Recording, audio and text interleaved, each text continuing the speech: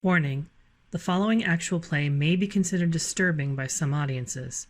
This video may contain explicit language, violence, and depictions of trauma. This may not be suitable for viewers under the age of 18. Viewer discretion is advised.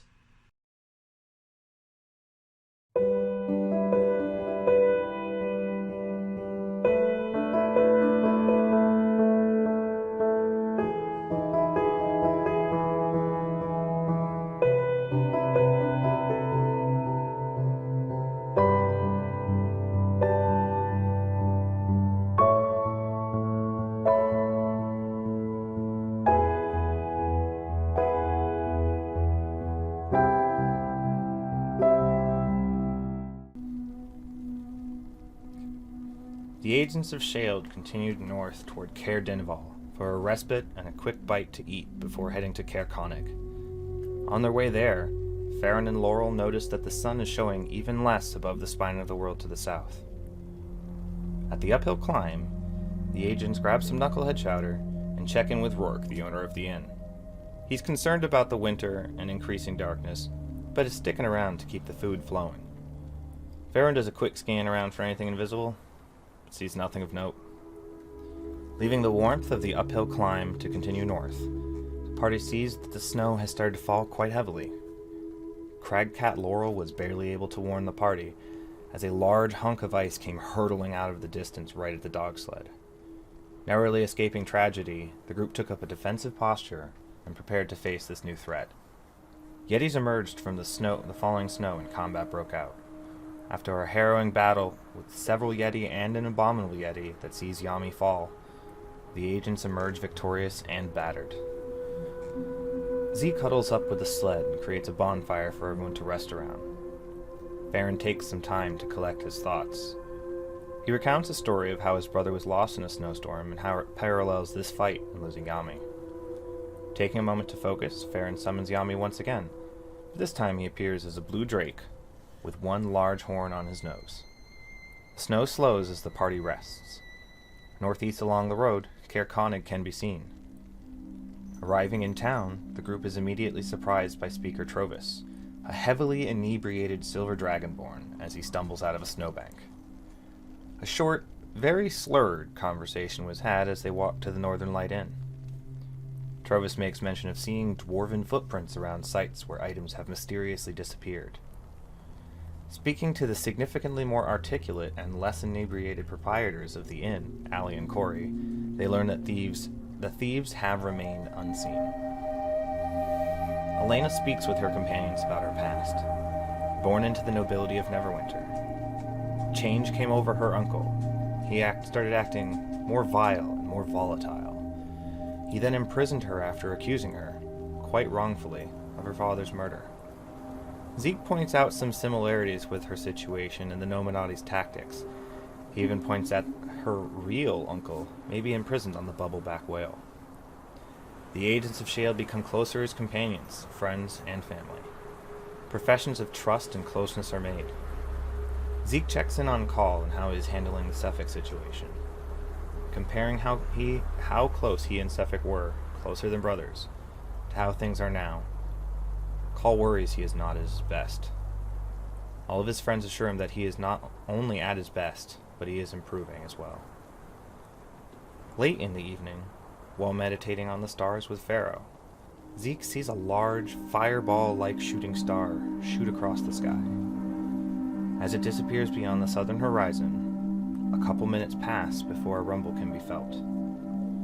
Elena dreams of her past before seeing herself above Icewind Dale.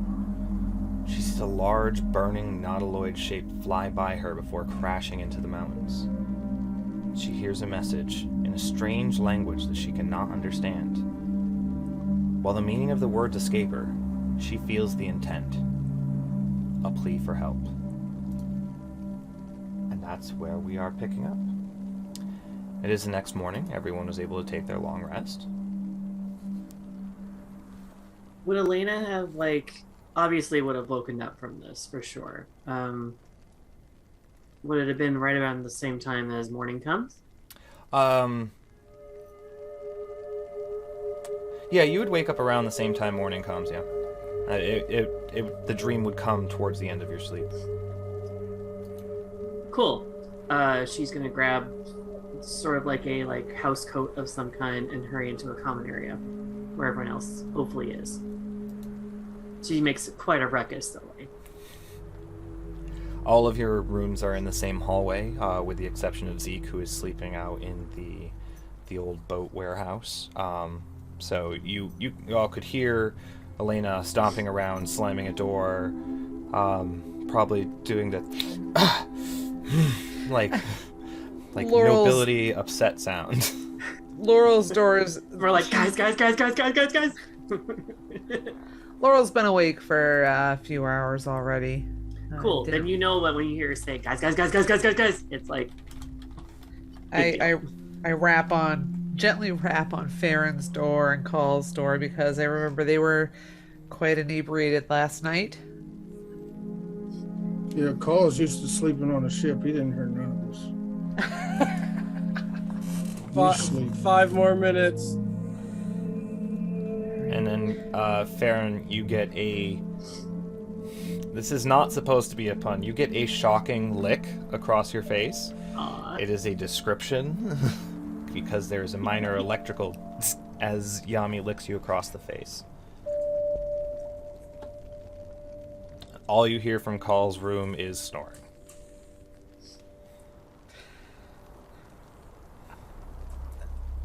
I look towards Elena, and then I'm like... And then I knock on the door again, just louder. Just boo, boo, boo, boo, boo. On Call's door. Yes.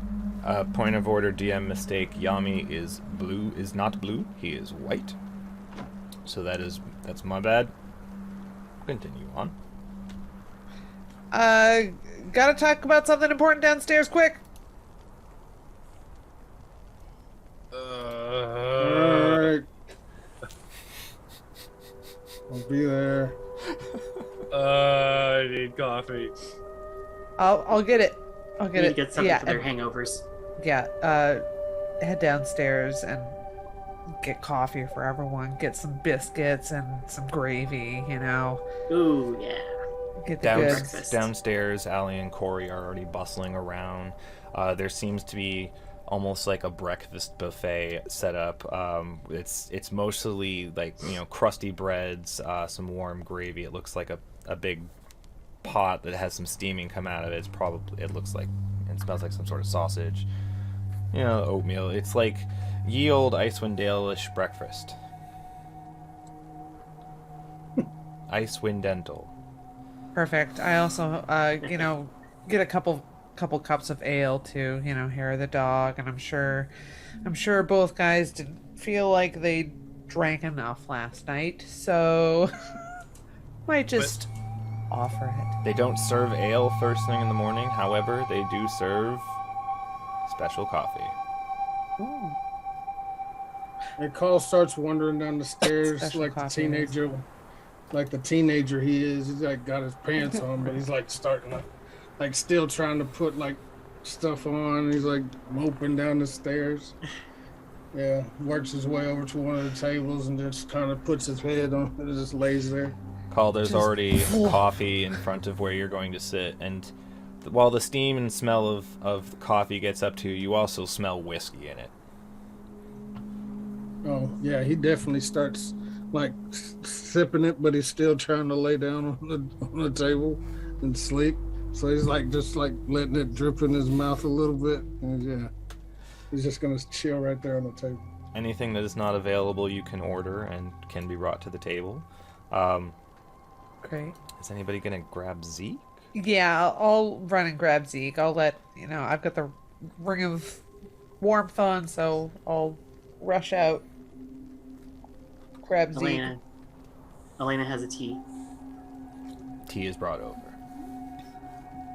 Probably like 5 minutes after call, Farron starts coming down the stairs, and he's got like a coat wrapped around his head and kind of pulled down over his eyes. And he's just, morning. At least it's always dark here. The common room is warm. I would say it is bright, but it's mostly, candlelight with one large hearth fire going. So it's, it's bright, but it's that nice yellowish orange, not too glaring to the eyes bright. Farron has never been so happy about a lack of sunlight in his life. Doesn't take long for Laurel to get to the wharf and grab Zeke. Right. Yeah. And Yeah. she kind of like wakes all the dogs up too. That like, hey guys, wake up! Hey Zeke, hey, we gotta. Something happened last night? Question mark. Oh my god, I know something happened last night. I have so much to tell you guys. A thing fell out of the sky. We'll save it till everybody's together. Yeah, I know. That was my face too. That was Pharaoh's face. That was everybody's face. Okay. Yeah. Is this Nominati? DM, I do not remember. I think if I remember correctly, it is not Nominati related. You didn't think it was? Yes. Okay. What Jacqueline thinks and what Zeke thinks, I'm trying to remember. I think Zeke believes that it is not Nominati. Okay. No. I don't think it was Nominati. Usually they're not in the stars.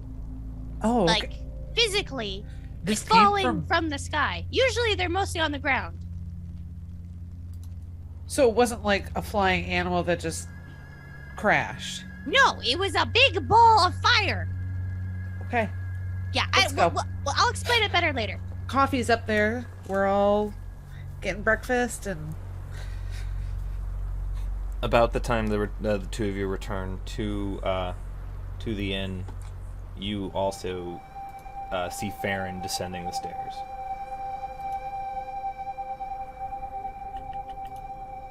So you are all there and awake as best as you can be.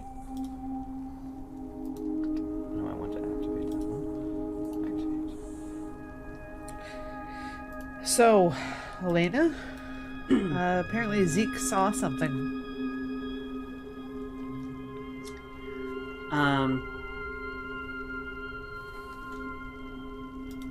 Something? Ball of fire? Shot in the dark, Zeke. Yeah. Is it perhaps something falling from the sky? It was! Oh my god, did you see it too? Oh, I saw it all right. I saw it while I was asleep in my dream.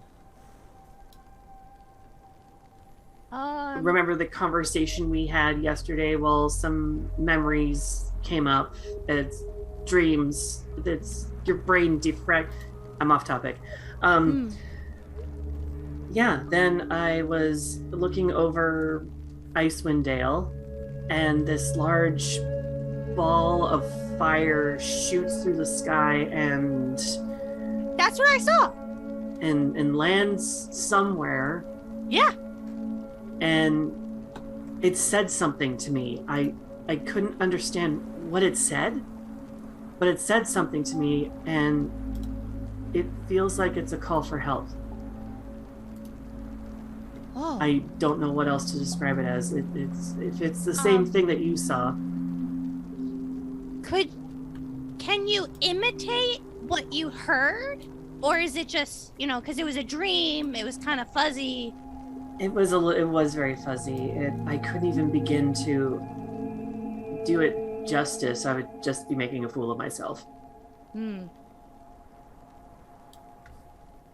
Well, I saw it's a old. I giant feel it'd be old, I suppose. fire thing fall out of the sky. It didn't talk to me. So this is new. But it fell and it hit the ground. I felt the shockwave. So it is. But you saw it. And did Yeah, anyone else dream about it or see it or anything like that? No.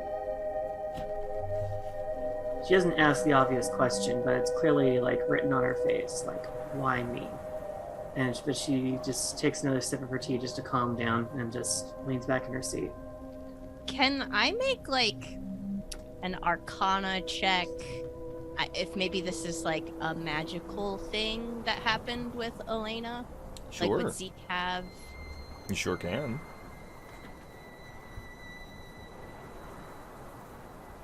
A 16? There are means of magical communication. There's also beings that have telepathic capabilities as well. So it could be either of those. And do you usually have to be awake for that to occur? Or can you be sleeping for that telepathic link to occur? You sure can be asleep. Sometimes it's easier for it to work if you are.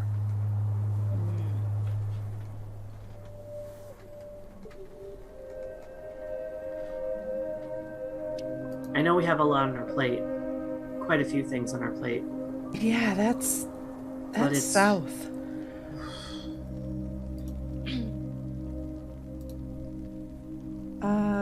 But like you said, it felt like someone was asking you for help?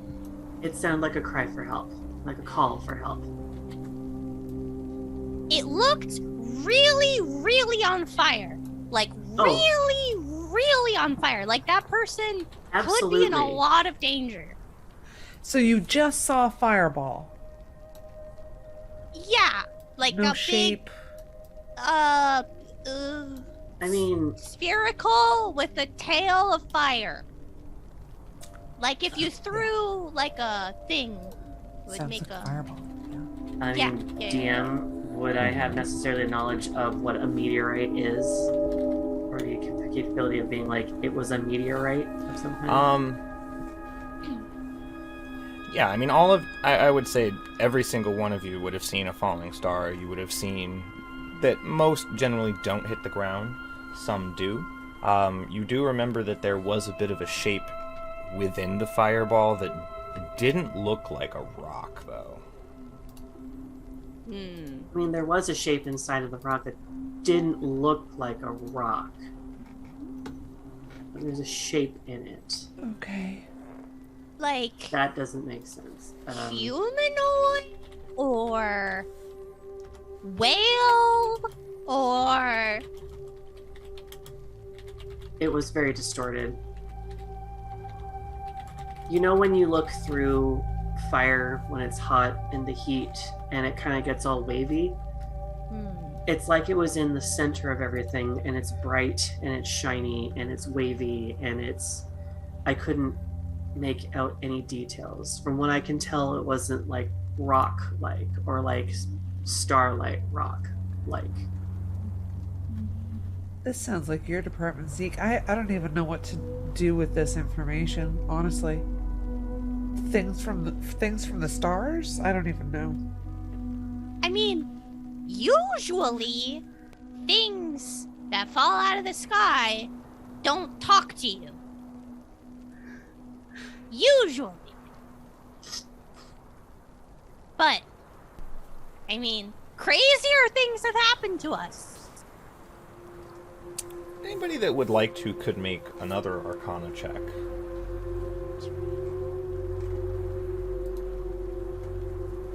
This one's a 22.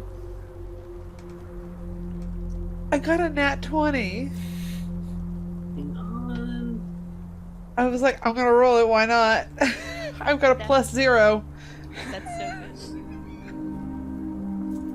good. Anybody to get higher than a nat 20 or a 22? I love this game. Definitely not, no. Okay. Alright, so Laurel, hearing the information that they're going, this isn't necessarily your area of specialty, but you do remember a story from when you were a child about large Nautilus-like structures that could fly. If you decide to mention this, it immediately sparks within Zeke. Yeah. He's seen at a distance, because he knows how dangerous it can be, in his travels amongst the plains with Pharaoh, had seen mind flayers piloting large Nautilus-like ships. Mind flayers in space? Just Mind flares from space. in space. Zeke would look immediately terrified when Laurel brings up. Yeah. Okay. Maybe we don't go to the falling thing, because maybe inside of the falling thing is bad stuff. Cause if anybody here has ever heard of a mind flare, they eat your brains. But they're not good. They eat your brains. All of them. They just eat all of the brain. All of it. They leave none of it behind. Even the brain stem, which is, weird. You don't usually do that. But They're they devoid want of all brain. of it. The whole thing. Whole thing. Not good. Not good.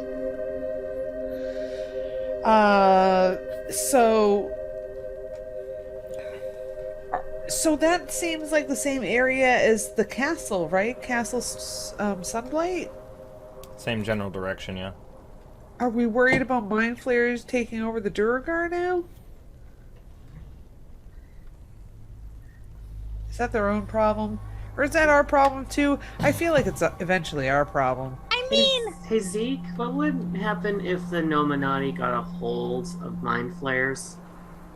Oh my gosh, this is awful. The more I think about this, the more we need to deal with this. But after After the current, Duragar? Okay. our current thing, it is a little bit priority.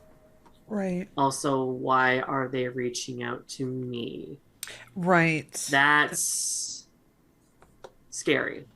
Yeah. well, I mean,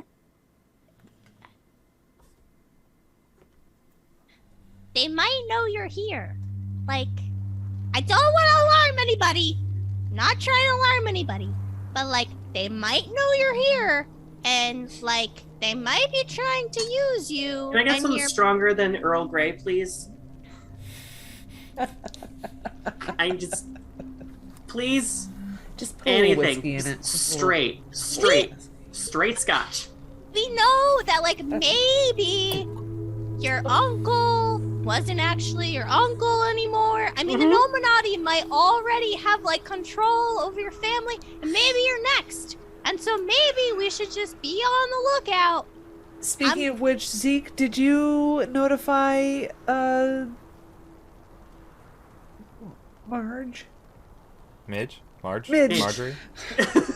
Midge, did you notify Midge to look out for, Yeah, I bounty told her hunters? Okay. to look out for the symbol, because we're worried Right. that, like, they might be out to, like, kill people. We got some stuff. Right. But I didn't say anything about Elena, because I know that we don't really want to talk about that. There is a note in the book regarding that. Midge asks, why would I be looking for the crest of Neverwinter? I'll keep my eye out, just curious. Don't read his own. I'm not going to respond to that, but Has she seriously not heard the expression curiosity killed the cat? she likes answers. I think that was the whole point of the book, She was likes for to the be answers. informed. Yeah, we will, maybe, but maybe in person, maybe not on written down. I mean, give her the same courtesy I gave you guys at the very least. Hey, Mr. DM. Yes. What is that blue dot in the field there? Is that where That- Sefik was? That is where you last saw Sefik. Okay. And then this blue circle is where Where the meteoroid crashed. Okay, and so then also marked down on the map would be where the castle was. We would have gotten that from the guard guy. But Thank you very much. you're welcome. Let's guard. Okay, there. Now I know where things are. Okay, great. Okay. Yeah. So. Well, now you got me all like worried about like the Nominati having a mind flare, and then maybe they're coming after Elena, and maybe they're trying to use her, and I am all flustered. It's too early in the morning for this. You're flustered. You're worried. Mind flares are talking to me. I don't know what's going on here.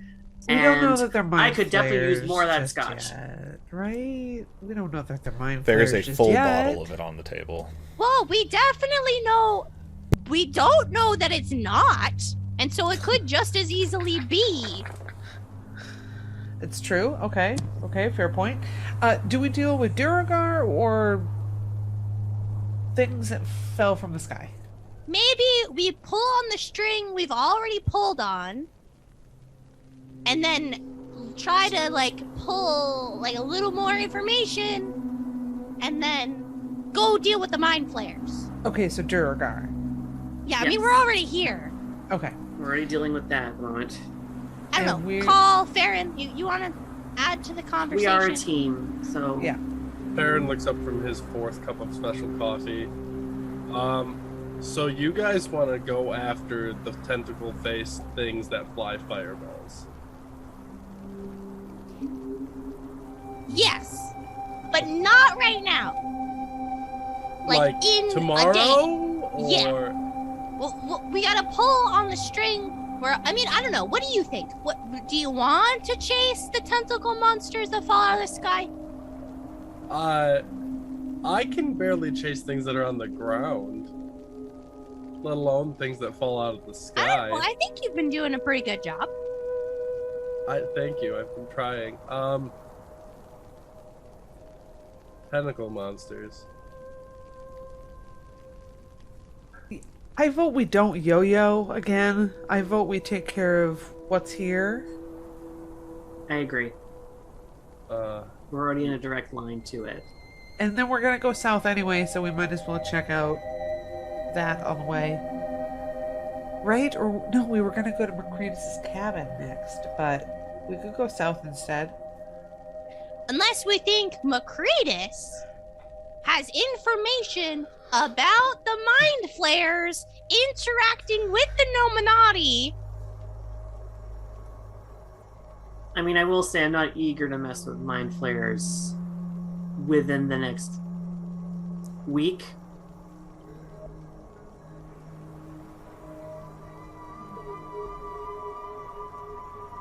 I I will can make just... us some hats. They have to be made of metal. Yeah, Malleable I that can it can make us fit some all of metal our heads. hats. And then that'll save us. Our brains will be inside the metal hats. What could Yes. go wrong? how Metal hats Could attached possibly to our go. heads so that nothing can affect us. Wonderful. I think it's How a really big- good idea, Zersey. how big are the tentacle faces? Like how many Zeeks are they? 3 or 4. Well, from a distance, they're like a thumb height. But I don't get close enough to see what they actually look like. They're probably, tallish. Like 2 or 3 of me. I don't know. They don't look like giants. But that doesn't mean that the one that fell out of the sky wasn't one that's a giant. Andy was flying a fireball. We just have to get our own flying fireball. I don't know how to fly a fireball. Do you think Disco could make us a flying fireball? I sure don't he think could. Disco likes me very much. You don't think he likes me very much either. But I think he likes all of us because we did buy quite a bit of stuff. You sure it wasn't just I don't know, altitude, something with? I'm just having trouble believing this flying fireball mind flayer thing from the sky. You sure? It's probably Well, a fireball. And I did see a Mind flayer. fireball fall out of the sky. Okay.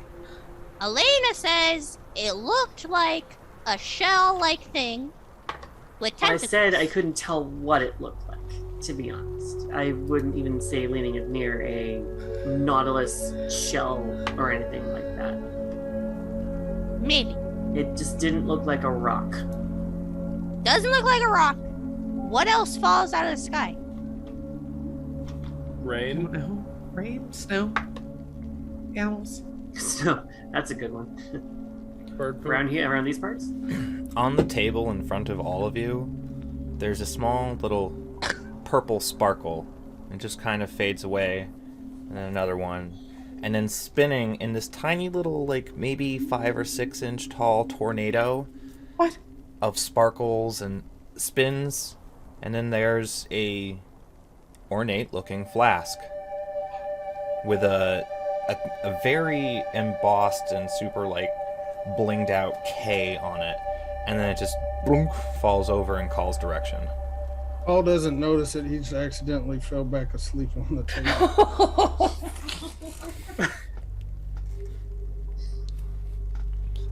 Does Zeke Laura notice? like pushes it towards Call until it like nudges against his forearm.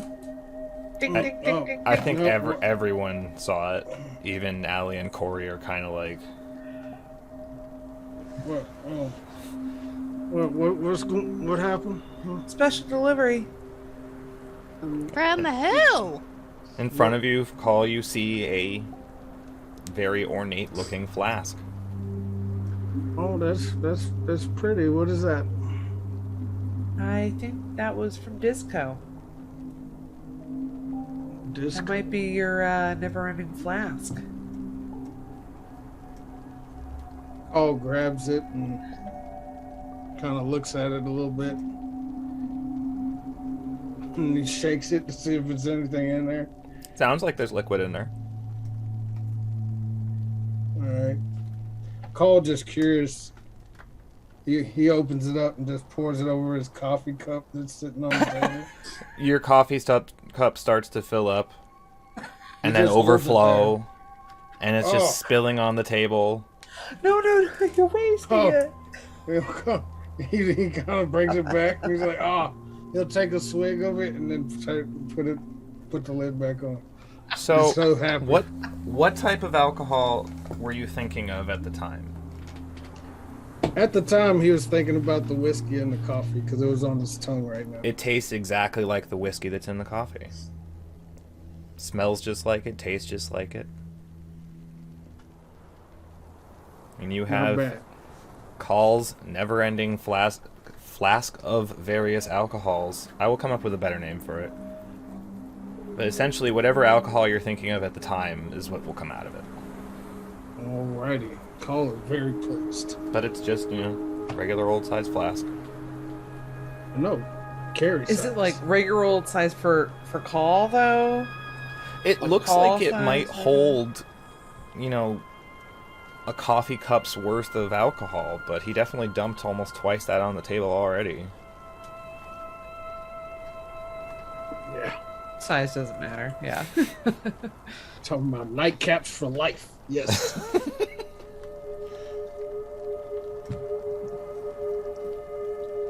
Alright. All right. So what's our first move? We're just looking to stop the Chardalyn at this outpost, right? The Chardalyn deliveries. Yes. Yep. So We you know all- the other Oh, the go ahead. other prince is here. Do we? Oh, the brother. That's Right. What prince? So You're talking they're about. Wait. Nildar Sunblight or Durth. No, we killed Durth. Nildar Sunblight. Prince Nildar is up here, and if we take him out, maybe the others would put down their weapons.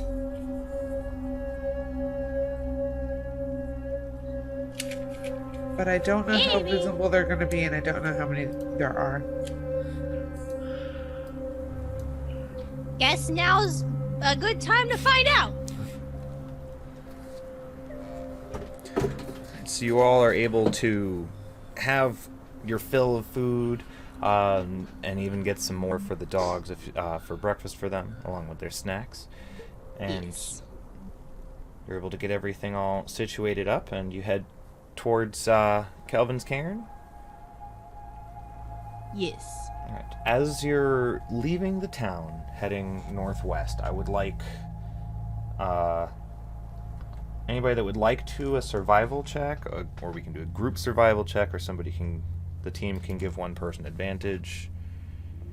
I have +7. I'll just give Laurel advantage. Okay. That'll be easier.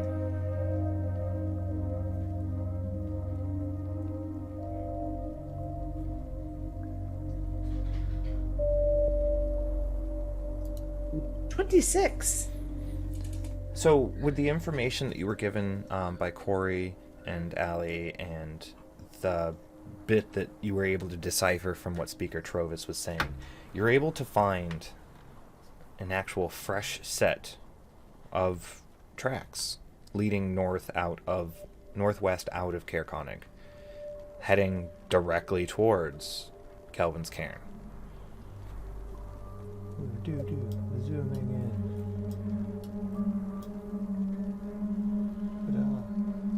So heading north, after about maybe a half hour of traveling on, are you taking dog sleds or are you going by foot? Taking the puppies. Okay. So after about a half hour, the footprints stop, and it looks like there are larger footprints, much larger, and what looks to be a cart that was pulled by whatever made these large footprints. And it continues off in the same direction towards Kelvin's Cairn.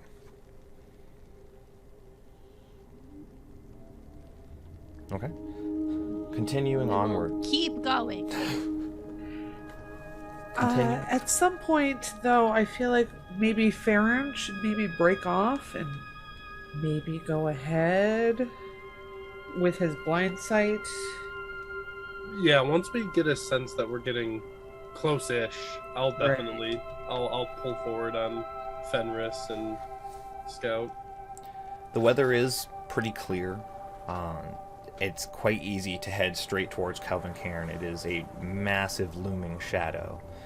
And following the tracks, they actually start to turn just a little north, so that you're no longer heading just to Kelvin's Cairn. And there is a cleft in the mountainside. And from about a mile out, we'll say about a half mile out. Also, generally speaking, there is a lantern on the dog sled that gives off 30 feet bright light, 30 additional feet dim light. Would you be turning it off once you feel you're getting close, or would you keep it going?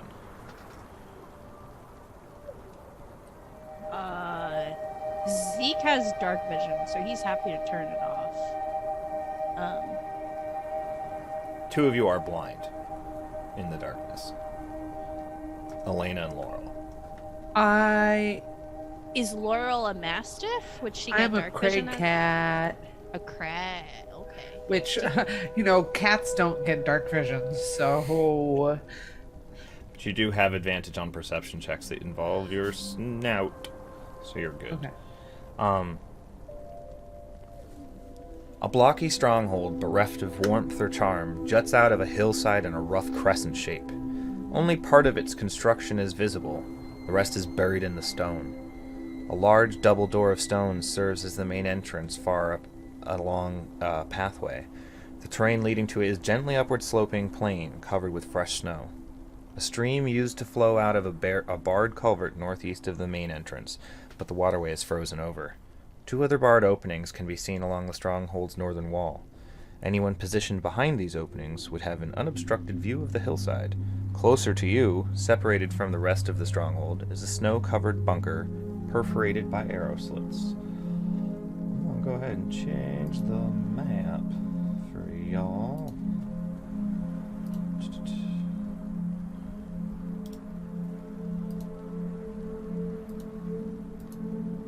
Cha-cha-cha. So you all are in the southeastern corner.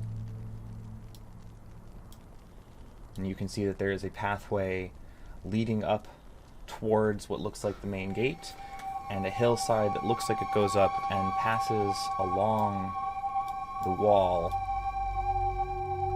the southern wall, facing wall of the outpost. Okay, so just so I'm reading the map right, up. There's a big tower here that's like, what, 15 feet up above us? Or how much is each of these ledges like up? The base of it is about 15 feet up. Okay. And then this is like a big cliff right here? Yes, which is about another 10 to 15 feet tall. 10 to 15. And this is a 10-foot wall going around the front face. Okay, maybe we leave the dogs down here, with the sled, ready to go in case we gotta book it, and then we go by foot up? Sounds, maybe? Yeah, That sounds like a the good best plan. thing. At this point, you would be further out than this map currently suggests, so you would be able to make a slightly more... But we can see in the distance. Yes, we're not so far away. There is no light coming from within. Okay. But there's enough light, like, from the very minimal Yes, sun. stars, to there's kinda- none for the sun, but starlight and moonlight, yes. Gotcha.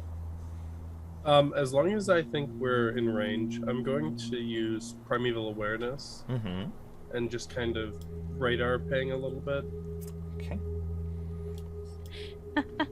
I'm just imagining, like, boo, boo, as you're like, yeah. You sense undead.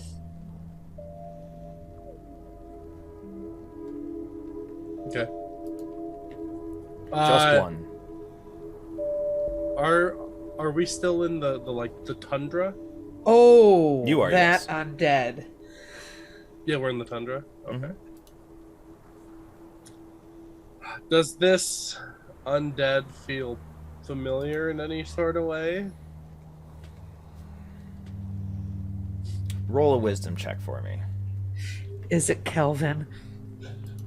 I have no idea because that's a natural one. Can't tell.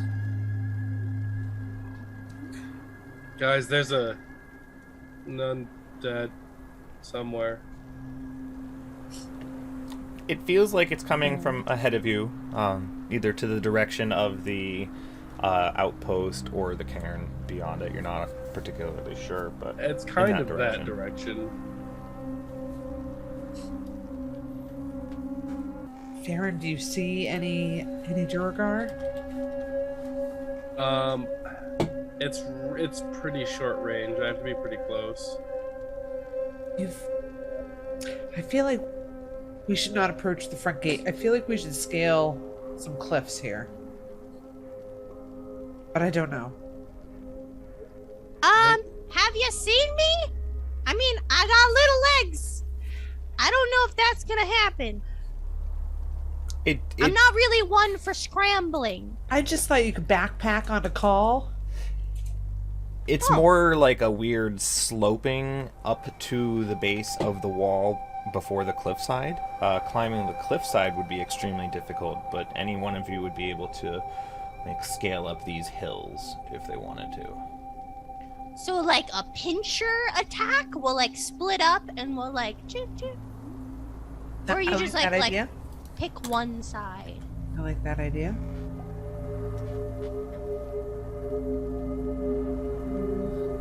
I think a pincher attack would be a good idea. I have those from time to time. A good idea. But where are we going? Not the front door, but, like, how else do we get in? We should check this bunker I suppose. Oh. It's fortified.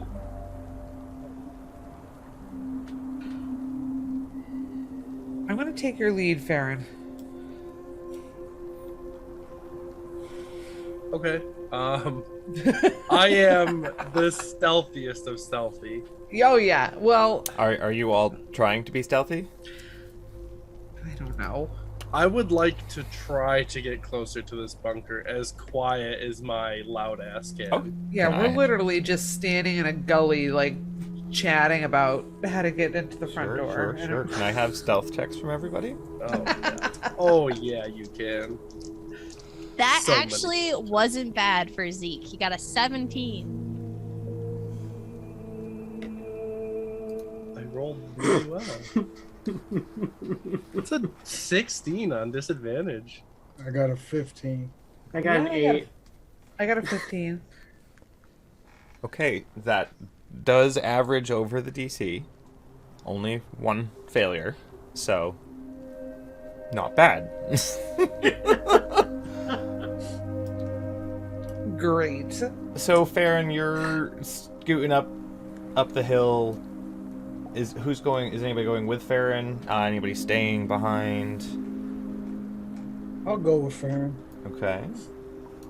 I guess Zeke will go the complete opposite direction for a pincher move. Okay. And just pray to something. Okay. Elena's gonna go with Zeke. Okay. And Laurel? You're muted. Team backdoor. There's only one door. Which team is that? Team left side, team Both right doors. side. Left Yeah. side, right side. Yeah, I'm with Zeke and Elena. Okay. All right, team backdoor. Here we go. All right, so we have split the party. We have split the party. We have split the party. Nothing can go wrong, ladies and gentlemen. You know what? I will say it's fortunate that the only person who failed the stealth check went away from the tower. Approaching the tower, Call and Farron, you can see that there are a number of narrow arrow slits all the way around. And you do see some kind of movement within. The other three, you scramble up the hill to the other side. You see no doorways, no anything. It is just the cliff face and then into a carved wall. And it does look like this outpost was carved out of the mountain. Farron and Call, it looks like the tower was as well.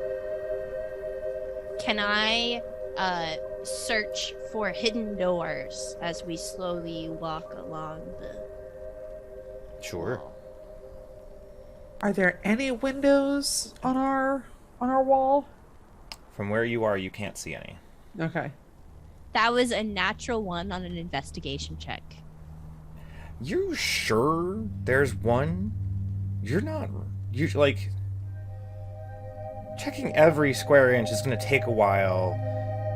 But you're sure there's one. There's got to be one. There's There has gotta to be be one. That's how these outposts work. That there's always a secret door. And he is intent on finding this door.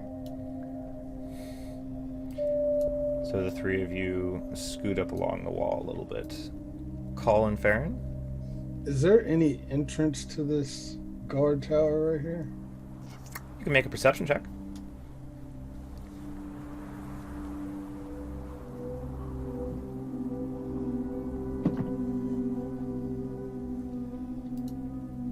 That's a 26. Got a 21. Beyond the arrow slits, there doesn't appear to be anything up here. However, inside, you do see a hatch that leads down. And then there is a Duragar inside. Just kind of... Keeping watch isn't the right word, but they sure look like they're trying to look like they're looking to keep watch. This call would kind of like whisper to Farron, like, I think the only way into this guard tower is within the fortress. Yeah. How tall is this tower? 15 feet above you.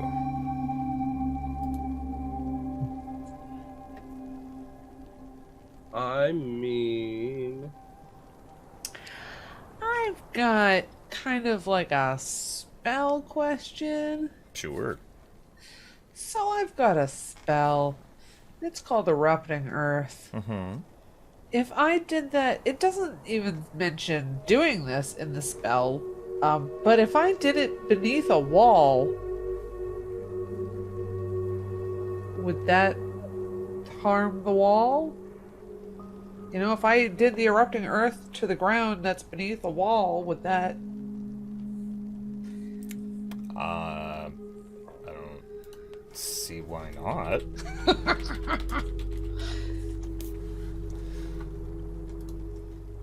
We create a The wall distraction. gets a dex check. Dex saving throw. You want to take a wild guess what the wall's dex is? Great. So I just roll a 3d12 on a wall Okay. if I wanted to? Theoretically, yeah. Theoretically. Okay. Hey, theoretically, Zeke, Elena. And I share my theoretic idea with them. I'm pretty sure there's a secret door here somewhere. But maybe that would work. In theory. In theory. I mean, that's assuming that, like, this wall isn't, like, 20 feet thick. That there's, like, something right on the other side. Could I do an Arcana check on the spell as well for that knowledge of that spell, or Sure. it's a 2? I'm gonna roll, guys. You're either this could be up to you how Elena chooses this. It's either like, yes, this is the greatest idea ever, or oh my god, don't ever do that. Keep it in your back pocket. Call. I can get on this tower. And then I have rope. I can help pull you up. Does the tower look climbable, or is it smooth? Smooth. Okay. Also, yeah, so- there's no connecting point from this tower to the main structure, besides the ground itself. I mean, the guy inside is barely conscious. We could just keep moving. Yeah, that might be the best option, or if we could get him to come out.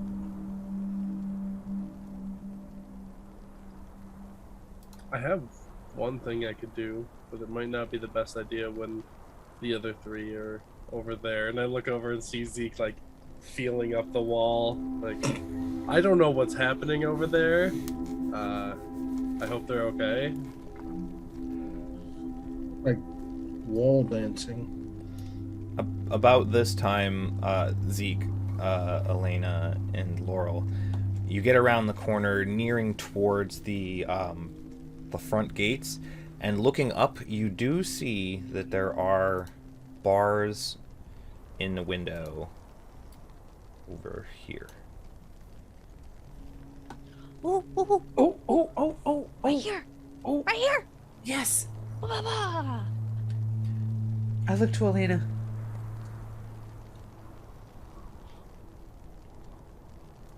You're technically in charge. Okay, I'm gonna do it. Zeke could fit through it as he is. Oh, Laurel, Okay. you would have to wild shape, and Elena is too big. We're just gonna explode the wall. Light it up, Laurel. oh, okay. I cast Erupting Earth at 3rd level.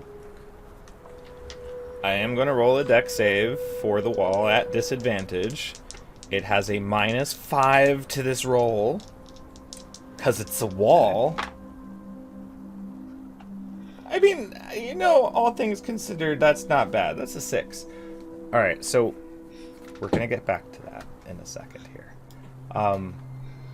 Call and Farron, you're continuing around the wall a little bit. Yep. Yeah, around the backside. So you continue up and around the back, and as you get to nearish here, right about here-ish, you can see up on the wall, let's see, up here, that there's a bunch of sets of bars and a room beyond them.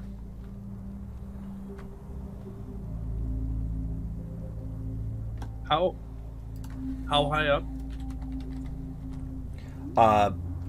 About 10 feet before the bars start.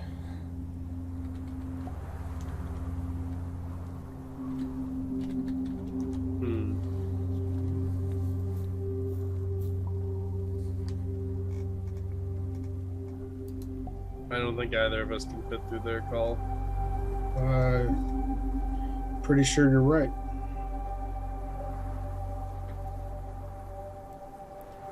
And as the two of you are looking up at this wall, please roll 6d12 for me. 6. It's a structure, so I'm saying it takes double from this. Okay. Ooh, that one was much better. That is 40 damage. Okay. There is a bright flash of light, and I would like Laurel, Elena, and Zeke to make Constitution saving throws for me. Oh, no. 11.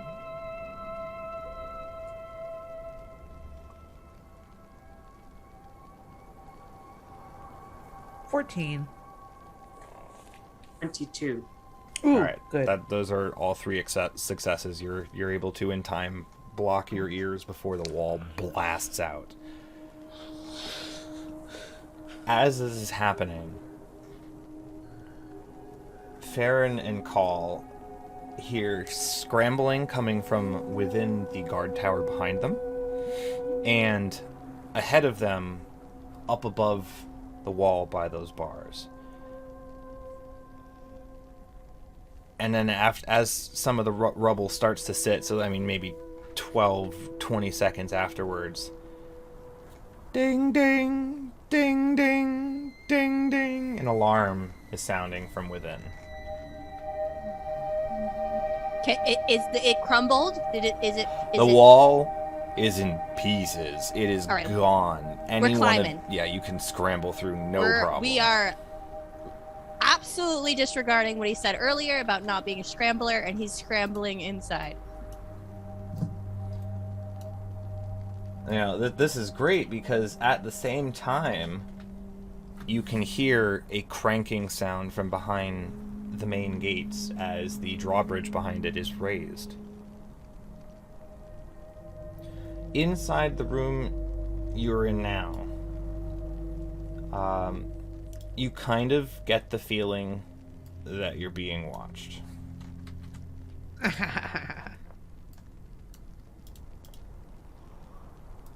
Are these cells? They look like cells. They look like cells.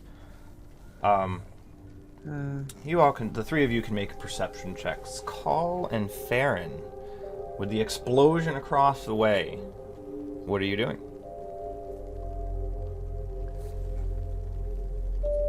I'm assuming I hear the drawbridge. I'm sure the guy in the tower is losing his mind. Mm-hmm. He's definitely getting written up for this.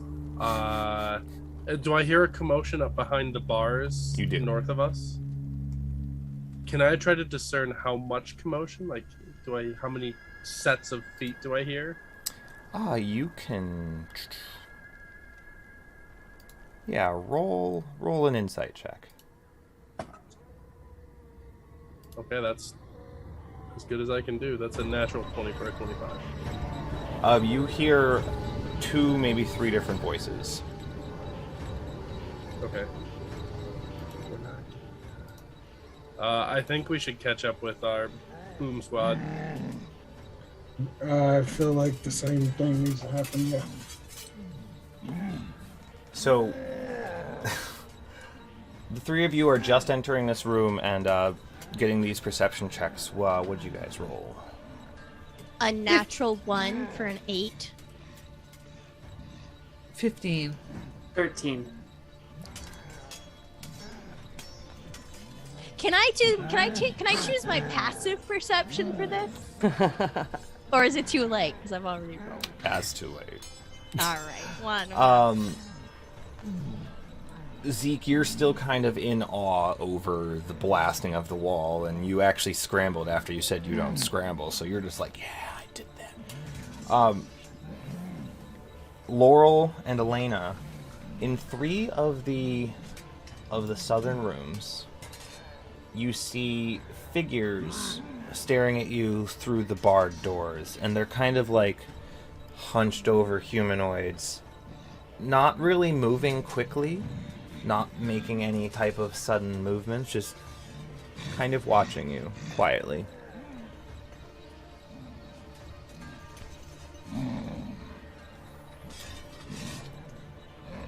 And as you all notice, as the two of you notice that, Call and Farron make it over there. Yeah, I step up a little bit closer and I say, are you friend or foe? What are you doing here? No response. No response.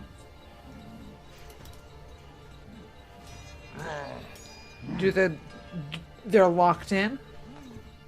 It looks like? Do you try the doors? Yeah, sure. Yeah, the doors do not budge. Okay. Do they look like they would be able-bodied helpers to help us You can make in an this insight endeavor? check.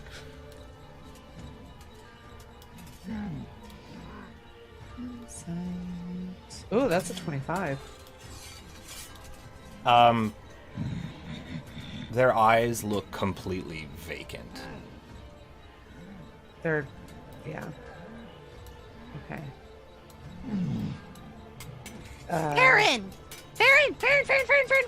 Yeah, You hi. said you saw undead.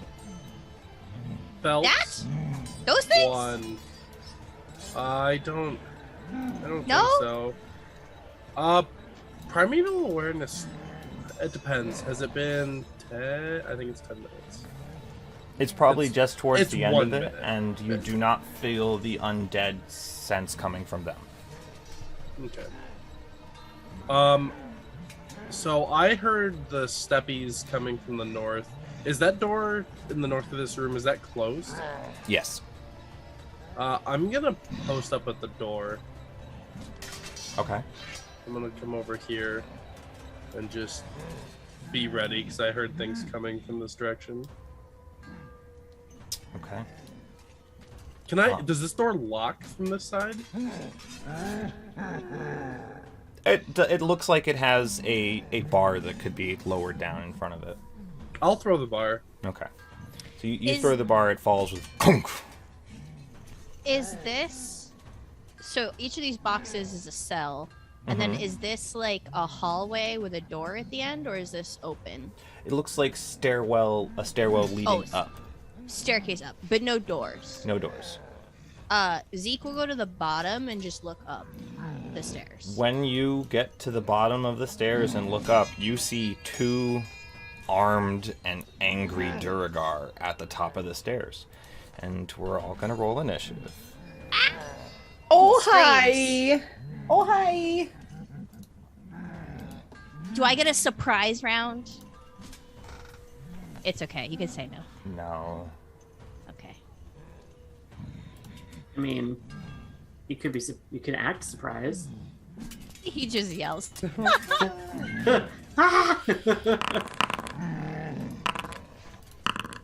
Just rolling for these other guys here. Alright. We're gonna start with Zeke. What is your initiative? 4. Call. 14. 14. Elena. Big fat stinking 1. Ooh, that was a natural one. Mm-hmm. So homebrew rule is on your first attack, you will have disadvantage. Oh boy. That's what I get for saying light it up, Laurel. Thank you. Farron 15. and Laurel. 7. Alright, so beginning combat. You don't notice anything. You don't notice anything. Farron! Okay. I'm assuming I heard Zeke screech. Yes. I heard the and Zeke screech. you would have even heard the now familiar, you don't understand it, but it's definitely undercommon coming from up the stairs that Duragar speak. Gotcha. I can move through Zeke's space, right? That passageway is 10 feet wide, so are the stairs, so you would, yes you can, but you would also be able to move around if you Just go choose. around. Okay. Yeah, I would like to get to...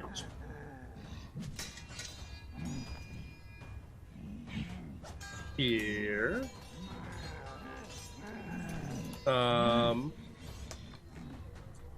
And I'm going to take the dodge action Okay. and just wait for them to get to me. Okay. And then I'll have Yami just kind of creep up behind Zeke. Don't have Yami on here. What is wrong? What is wrong with me? Where's Yami White? Badish. There's Yami. Okay. So that's the end of your turn? That is my turn. Alright, it is Scorn's turn. Scorn? Yeah. That's his Oh, name. okay. Oh, And he's got a name. they all do. Oh. I love when the bad guys have names. Scorn is going Just- to enlarge himself and come down the stairs and take a big old swing at... How many attacks? Oh, One. just one. Alright, he's going to make one attack with his war pick on you. Is enlarging a bonus action? It sure is. Oh, yeah. And he's going to swing. He's large enough that you're able to telegraph his moves and just kind of dodge out of the way. Alright, so that is Scorn's turn. Call. Alright, Call's gonna, real quick, he's gonna take a swig out of his new flask, because Popeye needs his spinach, and go into a rage. Nice. And then he's gonna make his way to the party over here by a new friend. So that's gonna be, I got plenty of them. Right there. And I'm gonna attack him with my greatsword. Okay. Oh, first one's 11 to hit. Misses. I was gonna attack Knocks him it out of the again. way with his big old shield.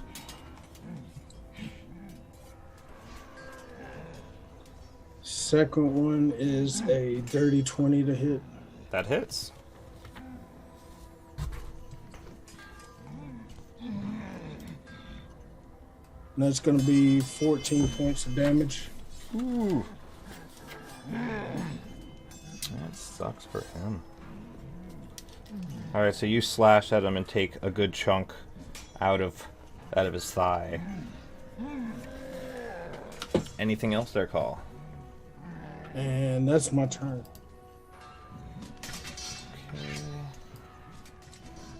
I don't know what goes on there.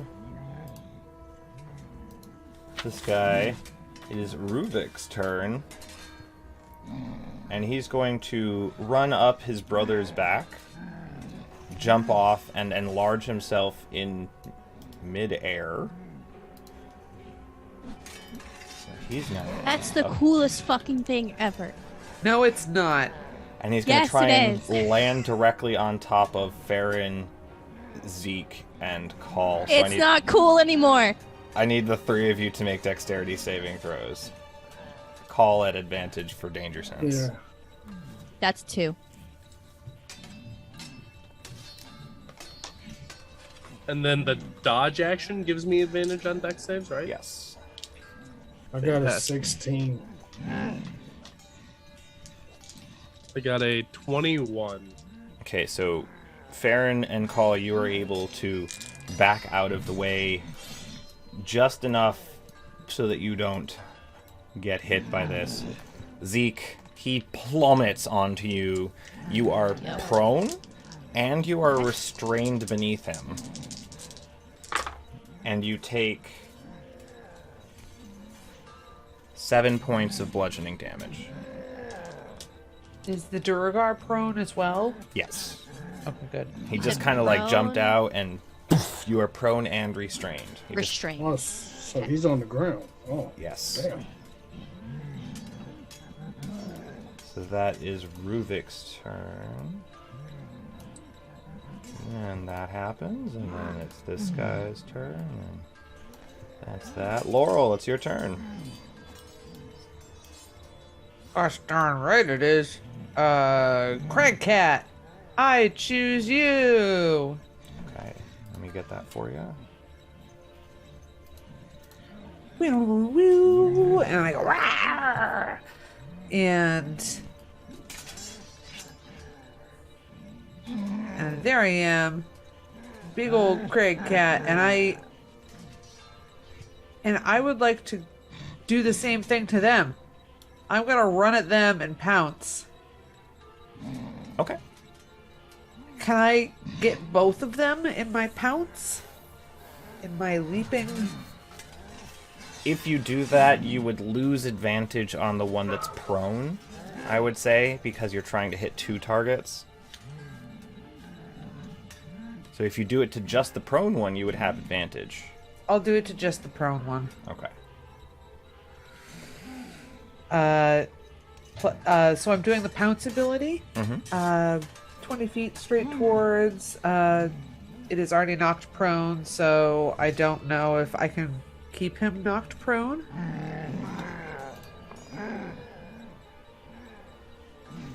He's Can prone. I sit on him? Can I like latch into him and like? Let's be do on your his attack back? first and see where that gets you. Well, fine, okay, I guess so. My gosh. First things first. I guess that's a 15 plus 5, so dirty 20. Yes, that hits. Okay. Was that an advantage? No. Well, it'd be a 19 plus 5. That still hits. So it's 24. Yeah, it still hits. There's my d8s. So that is a 6 plus 3, 9 damage. And because he is already prone, I can do a bite action as well. Advantage on this attack as well, because he is still prone. That's a natural 20. Bow, bow, bow, bow. Bow, bow, bow, bow. So max damage plus your dice roll. Max damage would be 10 plus 10. 8. So 18 plus 3, that is 21 points of...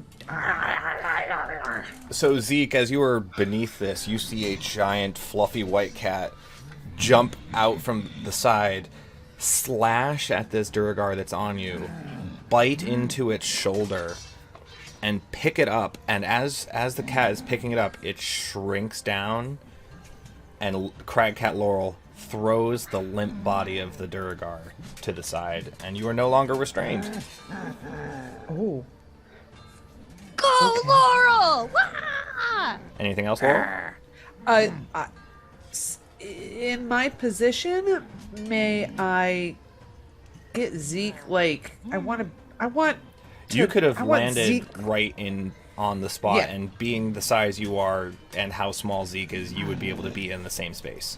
Yeah, after the day that we had yesterday where Zeke fell, I want to protect Zeke. So that's Yeah, my turn. You can give Zeke 3/4 cover at least. Yeah. Zeke? Okay, I'm gonna crawl.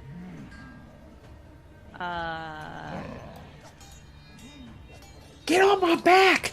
Here. Get on my back! I'm gonna crawl onto. Wait. Can I hear Laurel when she's in crag cat form? I don't think so. No.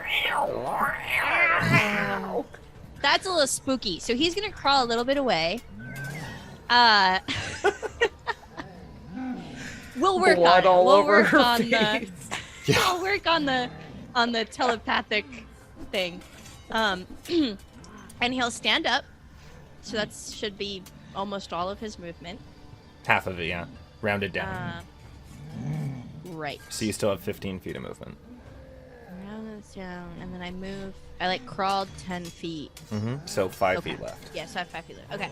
And then I'm going to starry form. We're gonna move. We're gonna go into Archer, and so we're gonna use. This is a bonus action, and I immediately get to attack with my starry form. There's a thing here, and I'm gonna attack. We only see this guy.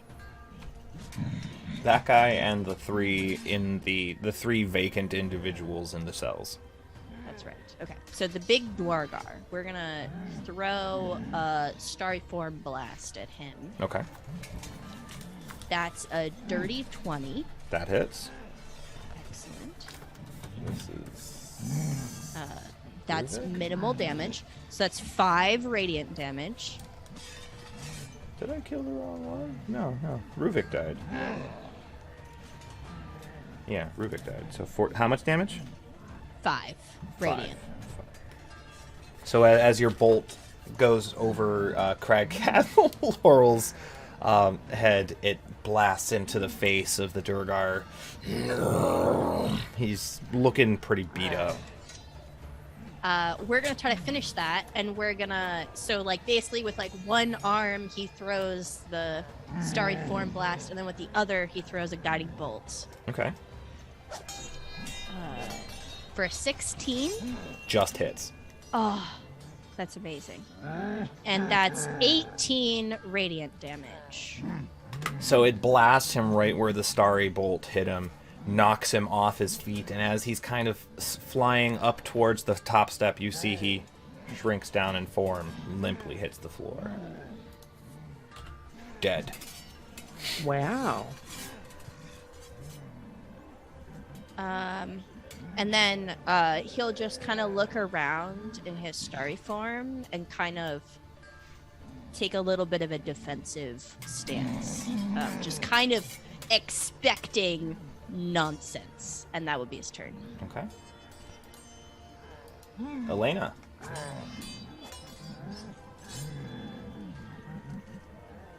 Well, all this sort of just happened right before her eyes. Just takes a scan of the room. Okay. Farron, what do we have coming towards us? I heard at least 2 or 3 things. I don't know. Probably more Dwergar. Can I? Oh, we're still in initiative, right? Okay. You could respond, yeah. Yeah. 2 or 3 more Dwergar, I think. Maybe more. That's just all I heard.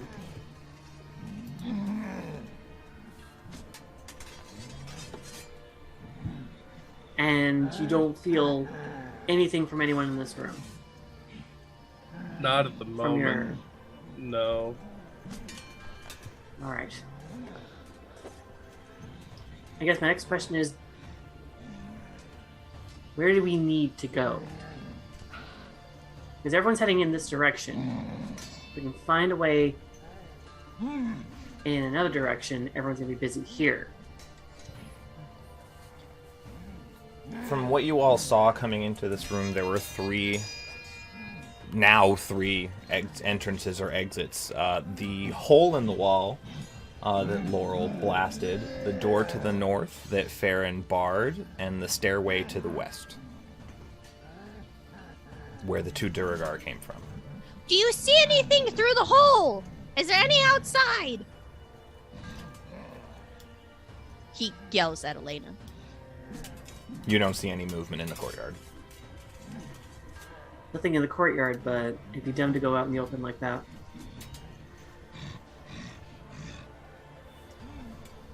I'm gonna scout above.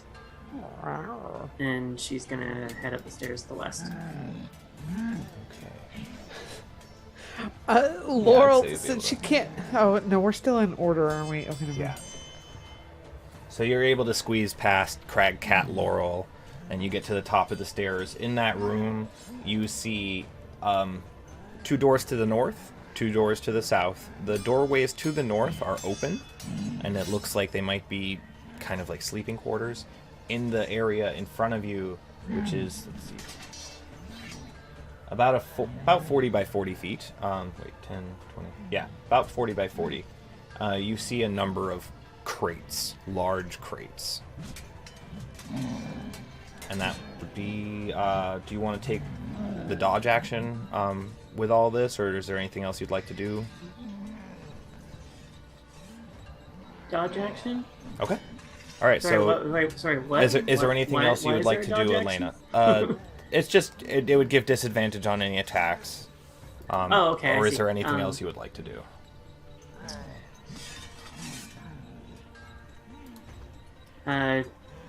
She is. I think movement's all sort of used up at this point. Okay. Is movement all used up at this point? Yes. Okay. She is gonna shout back, "Found some Chardalyn!" Who has... I know I had one. Who has the other Chardalyn? We have, like, the discs that show us where Chardalyn is. It starts to glow. I think it's in Call's pack. Okay. I think that's where we're restoring most stuff. Yeah, I think we put it in the bag. All right, so that's Elena's turn. That happens. That happens. Farron, your turn.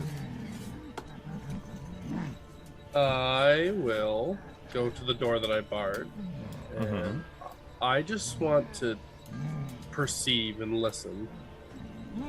Okay.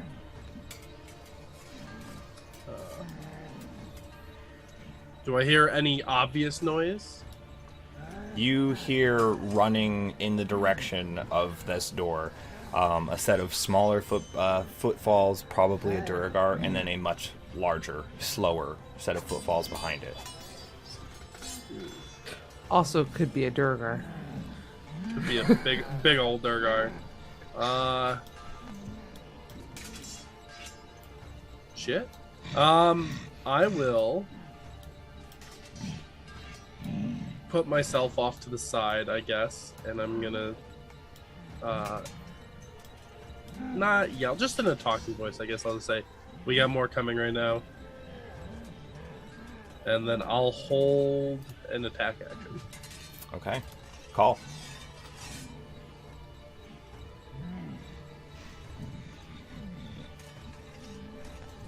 I guess.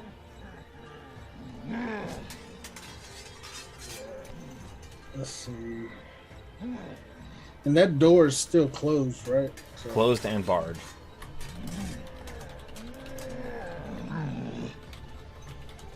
all right, I guess.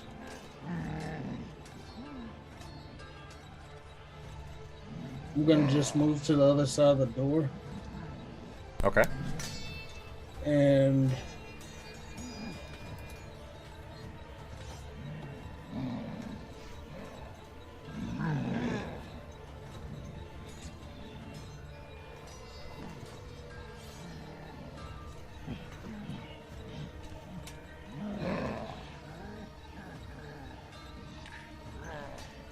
yeah, I'm just gonna move to the other side of the door, I guess, and I am just gonna see Carl try to hit himself real quick. Just give him a little chin All check. right. take 1 point of damage. There. And you continue your rage. That happens. That happens. That happens. And then this happens. The thudding that Farron hears, the loud, heavy footprints. You hear, everybody starts to hear, dum, dum, dum, dum, dum. The door shatters inward, and you all see the hulking form of an ogre zombie. Oh! It did use its movement and its attack on the door, so that is the end of its turn. Found the undead. I would Laurel. like to release my held attack action, please. You sure can. And Yeah. Call, you were holding it. Were you? No, you attacked yourself. Okay. And then I have flanking with call, right? You sure do. That's good. That's 25 to hit. Oh yeah. Oh yeah. Uh-oh. The laugh is scary. No, this is just its AC is laughable. Oh, good. We like that. And that's 13 points of slashing damage, and then I'll have Yami do his little burst for an extra 5 points of cold. If that does it. Okay. So how much damage was that total? That was 18 points total.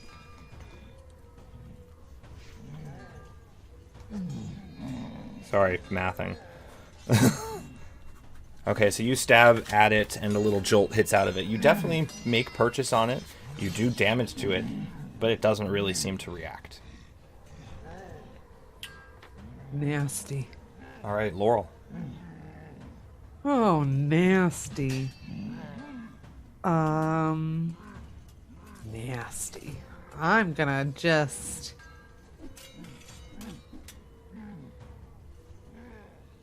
I'm gonna pounce it. Okay. I'm gonna pounce it.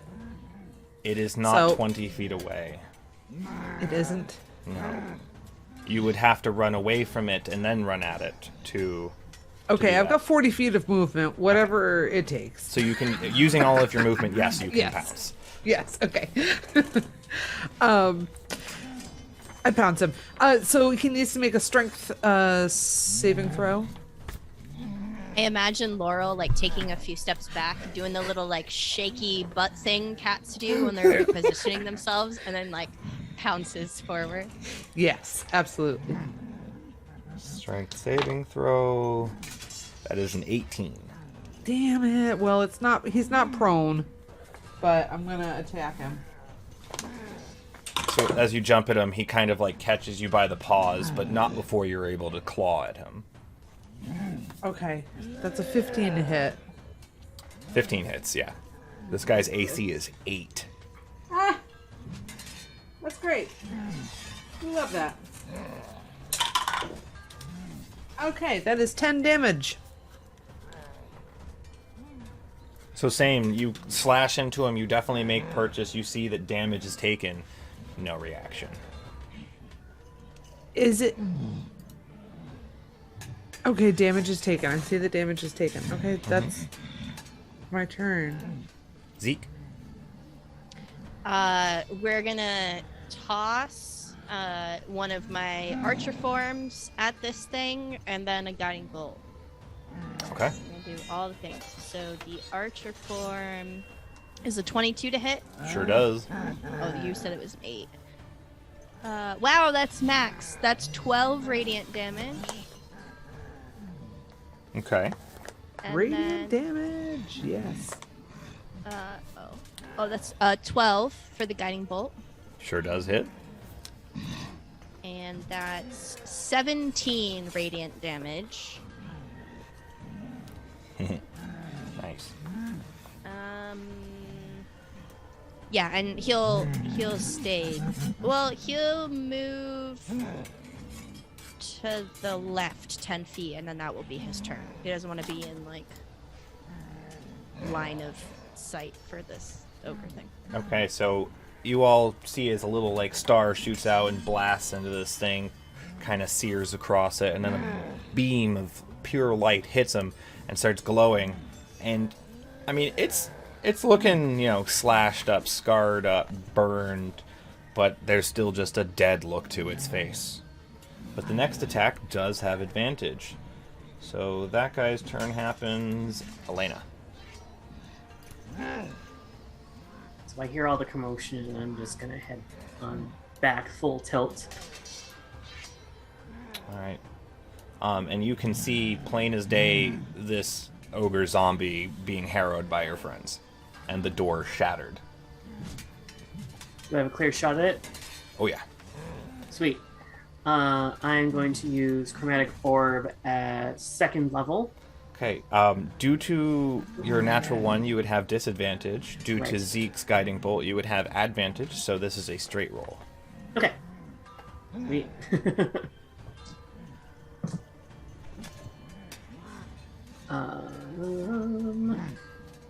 That's a 15 to hit. Oh yeah.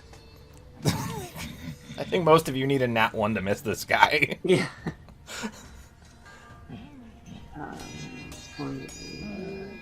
Where are you? There you are. It's a 10 total damage, and I did not call it at the beginning, but it is going to be ice. Okay. So your ice ball shoots out at it, hits it, and it freezes across it. Mark off another check mark next to your ice training. And how much damage was that? It was 10.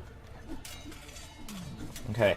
So it doesn't appear to take any more or less damage than you would have expected. It's just, and it's still just kind of like just standing there, like just taking these hits, just seems to be like waiting for its movement to kick back in to try and take some swipes.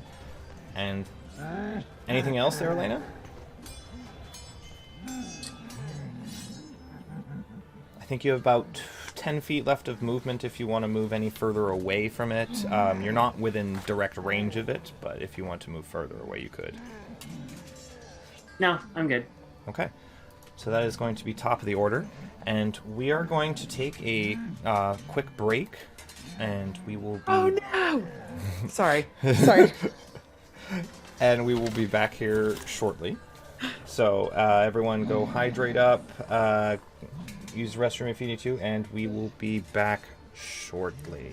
Be right back. We're in the middle of combat.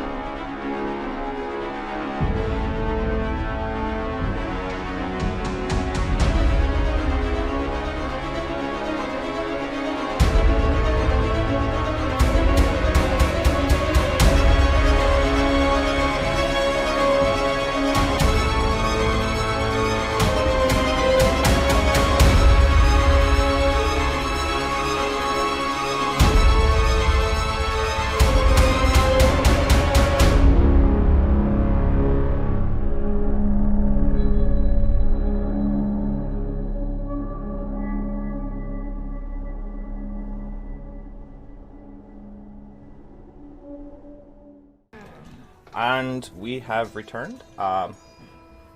We were in the middle of a combat with some Durgar and an ogre zombie. Top of the combat order. That happens. Oh, right. Yes, we're in the middle of combat. Everything's awful. Okay, great. That happens. Farron, your turn.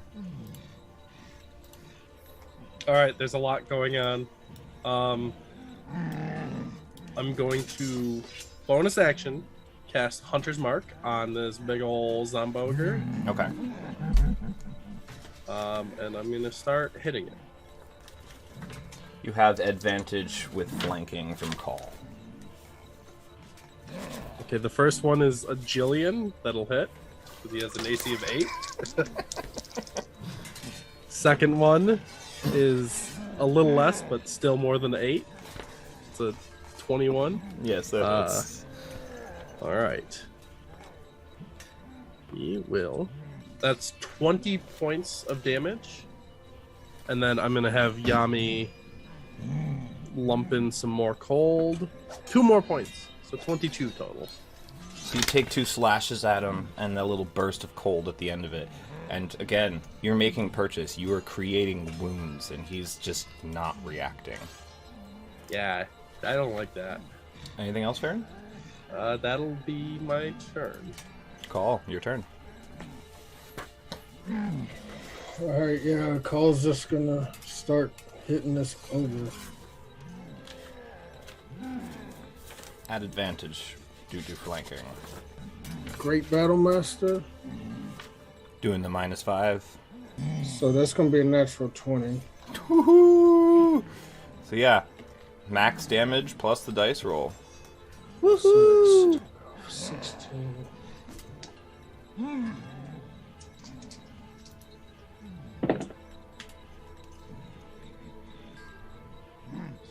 Seven.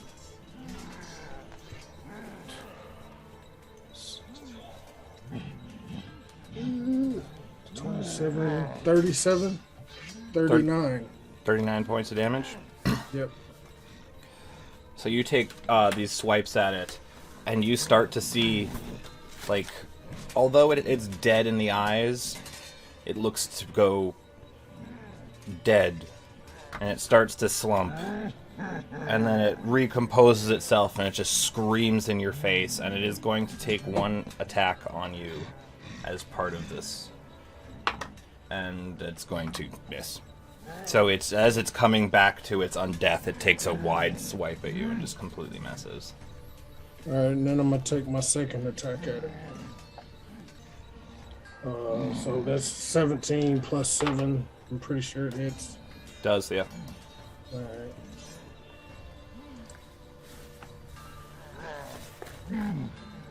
That's gonna be 12 damage.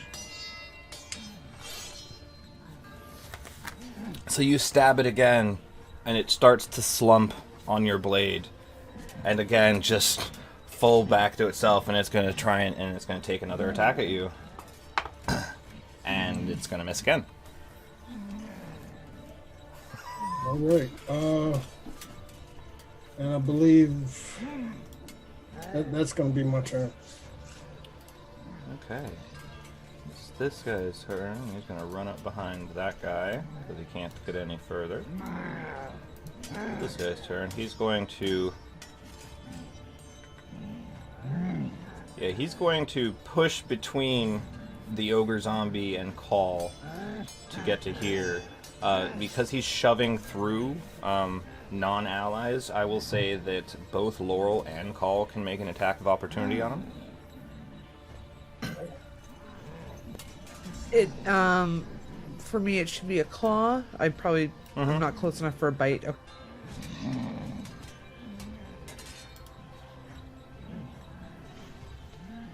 15. 26 to hit. That 26 hits, yeah. 10 damage. What did you roll, Laurel?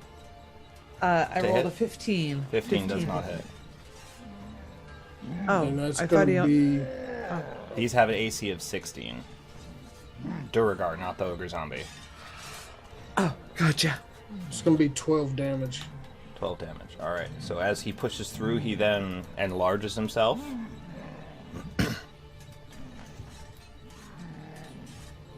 And he's going to take an attack on call. That is a 24 to hit. It hits. You take 11 points of piercing damage. Have to 5. uh, And his second attack. Does a 17 hit you? yeah, it hits. You take another 11 points, half to 5 as well. All right. Is the ogre zombie's turn. Yeah, he doesn't like the cat. He's going to take his 3 attacks on the crag cat. First one. Whatever. That is a 23 for the first one, a 19 for the second, and a 22 for the third. Yeah, they may all hit me. Yeah. That is a total of 39 points of bludgeoning. Oof. Okay. And that ends. I am still a Craig cat. It is your turn. Okay.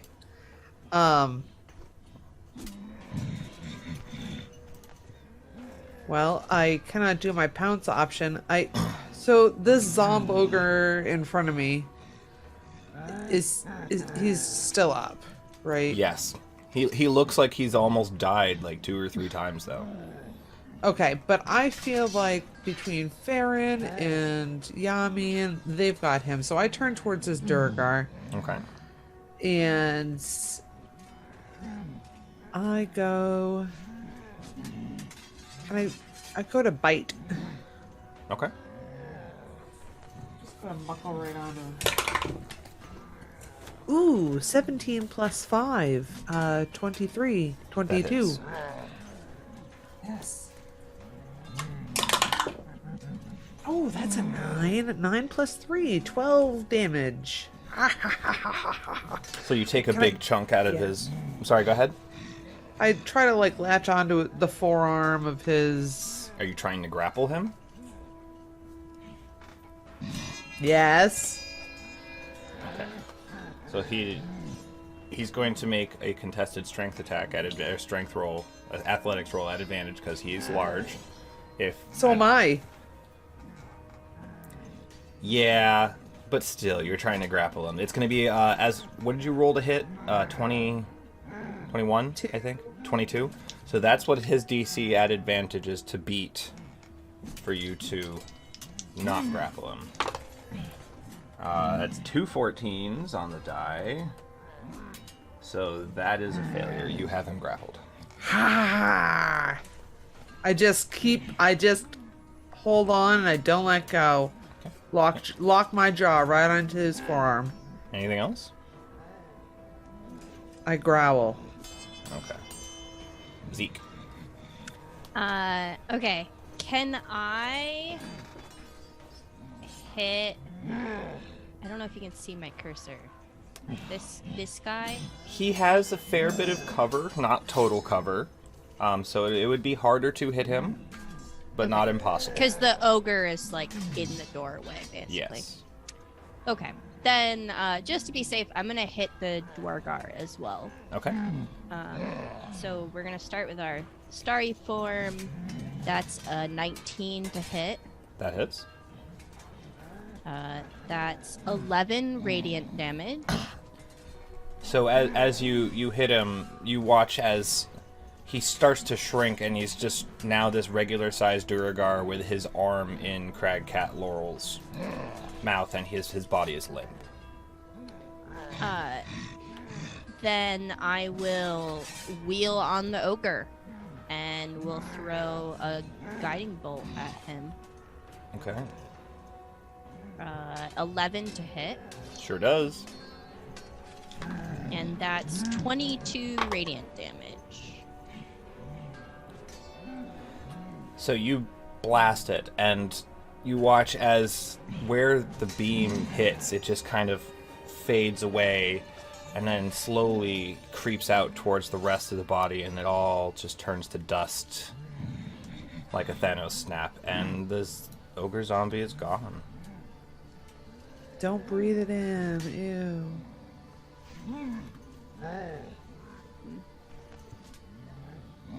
So we see the two guys down the hallway too? Sure do. Oh, okay. And then he'll just stand there and kind of like make a defensive position. That's his turn.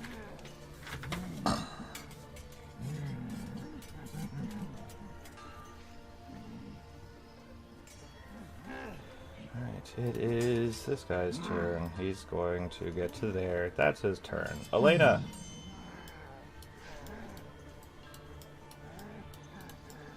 Do I see the two that are coming down the corridor? You now see 3 coming down the corridor. Cool. Range-wise, my spells have 90 feet. Are they within range yet? Yes. Right. Another ball of ice in the face to one of them. Any one of them. It's down the corridor, so... Okay. The front Durgar would be easier to hit than the rear two. Okay. So close. That is a 26, almost a 20. That does hit. Almost a net 20. Sorry, that was on at first level. So that's a 13 damage. Mark off another check mark for your ice training. So the blast hits him, and he's like, "I'll get you." Anything else? Gotta get here first. No, I have nothing. All right. Nothing. That happens. It is this guy's turn. This guy is going to run through. Now just run right up, and then he's going to enlarge himself. This hasn't been doing great for them so far, but you know, he's going to try. And the first thing he sees is Craig Cat Laurel, so he's going to take 2 attacks on her. That one's cocked. 22 and a 9. Well, okay, 22 hits, yeah. You take 11 points of piercing damage. I am not cat anymore. Does any of that carry over? 2. Okay. So you are now just Laurel. So he took those attacks at you, and that is the end of... Actually, that's the end of her turn. Farron, you watched as a Durgar just came running down the hall, getting massive, and then took 2 big old swipes at Cragcat Laurel, busting her back to Laurel form. Alright, I will bonus action move my Hunter's Mark to this asshole in front of me. And I'm going to take some swings. You are flanking. First one's a natural 20. That sure does hit. Let's roll some damages on that. So max plus the dice roll. Oh. And I'm gonna dump Yami's thing into this. Come on, roll high. 45 points of damage total. So I rolled almost max damage on my rolls. What is Yami's thing? What is Yami doing? He can, when one of us hits something, he'll spit a little ball of ice at him. Oh, nice.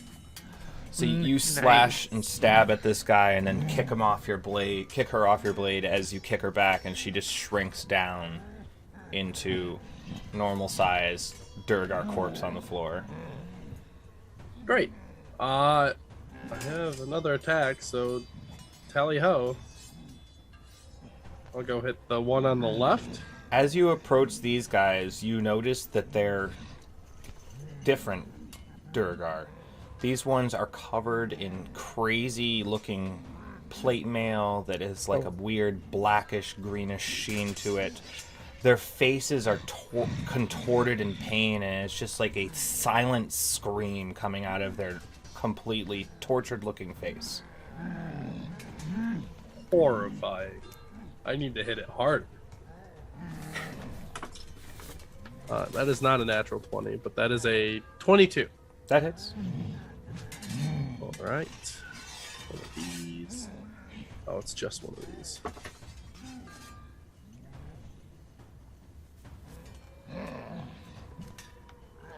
Uh, 13 points of slashing damage.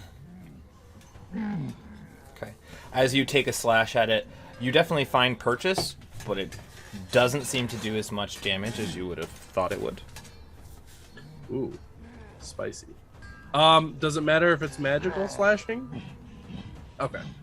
And then I'm gonna move Yami in front of Laurel. Okay. And that will be my turn. Call. All right. Can I run and push my way between them two? You can certainly try. You are raging, so it's an athletics check, but you would have advantage on it.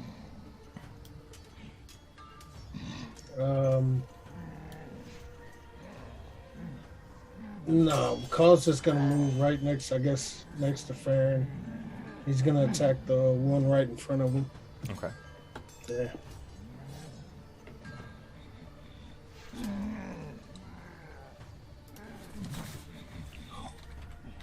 It's to 13.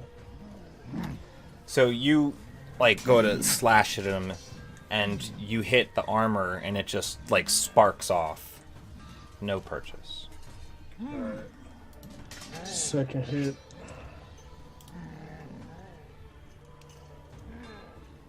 Oh, that doesn't hit either. It's 11. This one, he just kind of weirdly fast dodges out of the way. Just like the armor doesn't seem to have allowed him to move that way, but yeah. Anything else, Call? And yeah, that's gonna be my turn. Alright, it is the first Durgar Hammerer's turn, the one that Farron attacked. It's going to... Its silent scream, Farron, becomes all-encompassing to you, and I would like you to make a wisdom saving throw.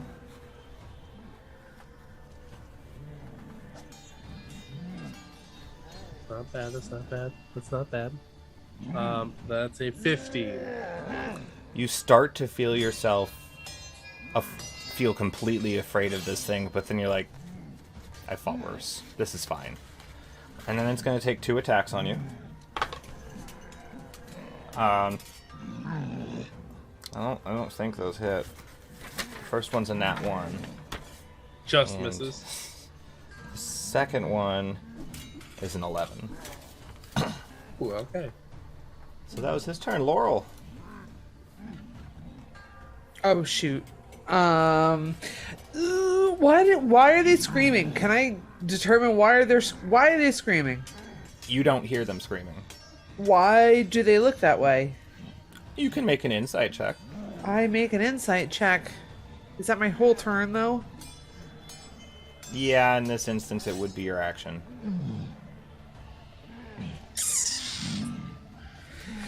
Do either Call or Farron look badly injured in front of me? Not really. Not yet. Okay.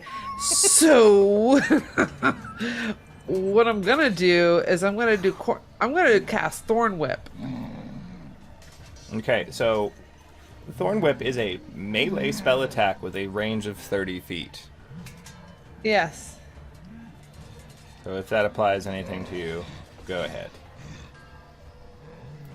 I don't know, just throwing that out there, because it's not a ranged spell attack, it's a melee spell attack. It's crazy. Right. I'm just doing it. So which one are you going after, the left or the right? The one in front of Call, I guess. That would Okay. make more sense where I am. That's 11 plus 5. That's 16. You aim it, and it looks like it's about to grab around his ankle, but then it just pulls off. It just didn't quite hit.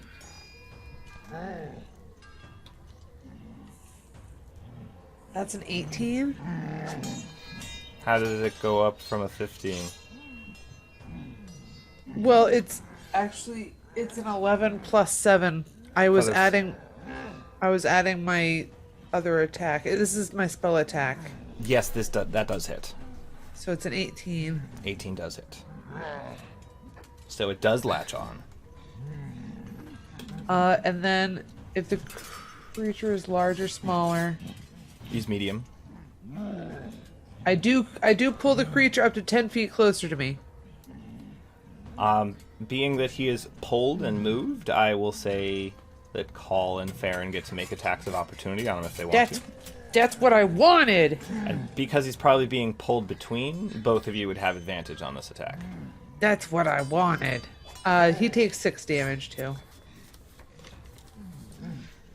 And that's my turn. You got a 25 to hit? Hits.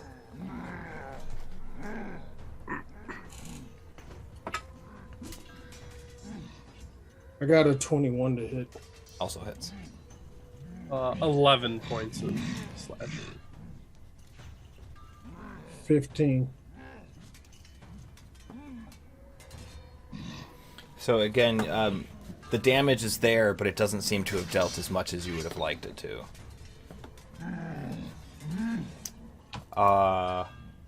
Laurel, that is the end of your turn. Zeke. Okay, he is gonna move here. Yeah, that's still funny. And then the hammer that is directly line of sight, we're gonna throw Starry Form Blast at him. All right. 19 to hit. That hits. Oh, thank goodness. 6 radiant damage. Okay. So the bolt hits him, and it seems to sear the metal a little bit, and he takes full damage from it. Okay. And then that's my bonus action.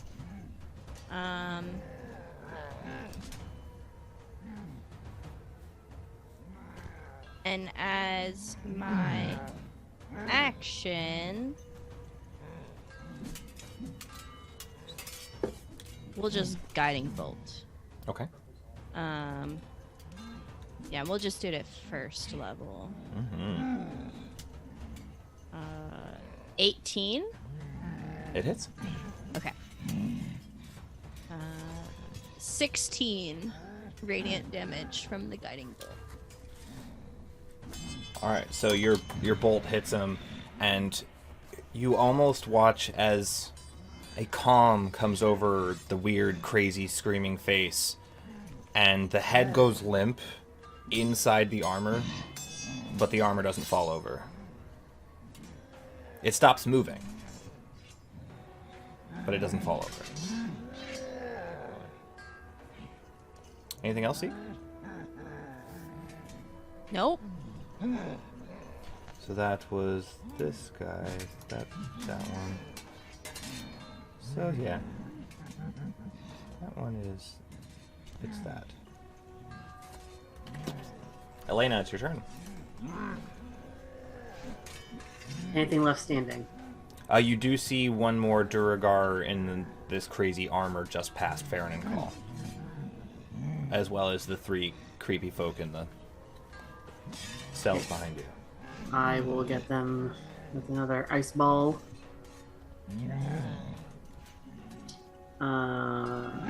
Also at first level.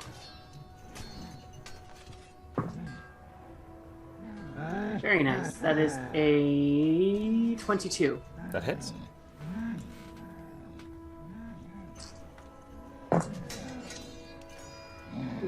Big numbers. No wings.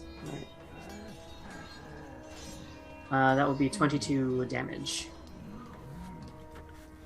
Go ahead and mark off a check mark next to your ice training. So the chromatic orb hits it, and a big icicle seems to come over and cross its arm. It almost looks like one of its arms is frozen in place. It looks like it hurt it pretty good. Anything else? Nothing. Not that I can think of. I like how you give me the options and I start to do something else, but I'm like, nope, that's it. Probably a lot of y'all are screaming at home doing, do something. I'm like, I got nothing. Aaron. All right. I'd like to. First thing, I guess. I don't see anything else. It's just this guy right now. This abomination.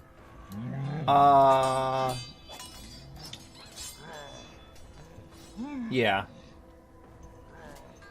Okay, I'm gonna try something. I want to make my way. Make more. I don't know if I can. You might have to move me. Can you move me behind him? Can I, circle? Yes. And then I'd like to make one of my attacks a shove. And I want to try to push him back towards everybody. Okay. Yeah, go ahead. Okay. It's not bad. It's the same as a grapple check, right? Yes, so it's athletics versus That's theirs. a 21 athletics. You got a 10. Alright. And I believe shove is only 5 feet. Yes. Or prone, or both? I don't remember. These guys are immune to being pushed prone. That's even more horrifying. But yes, you did push him closer to the group. And then I'll just take my step forward and use my second attack, I guess, and just hit him. Okay. Give him a good old whack. That's a dirty 20. Yes, that hits. Alright. Go down, you scary fuck. Ooh, that's max damage, 15 points. Nice. Okay. 15 points, you say? Yes. Of magical, unreducible slashing damage. So, 7 points. Damn it. Stop, Gaia. Which, as you stab at him and it stabs through the armor, you pull it back out, and again, you see that calm come over the face as the head goes limp in the armor and the armor stops moving, still standing.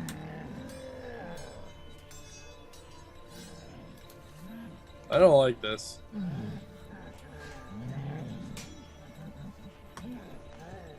I have a little movement left. I'll go this way. I should have this much left. And just kind of scan the area, see what I see. Okay. Make a perception check for me. It's not great. I think it's a 2.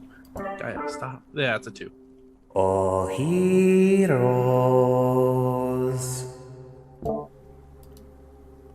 For a total of 10, I should say. So you hear this voice, kind of, it almost sounds like it's echoing from everywhere.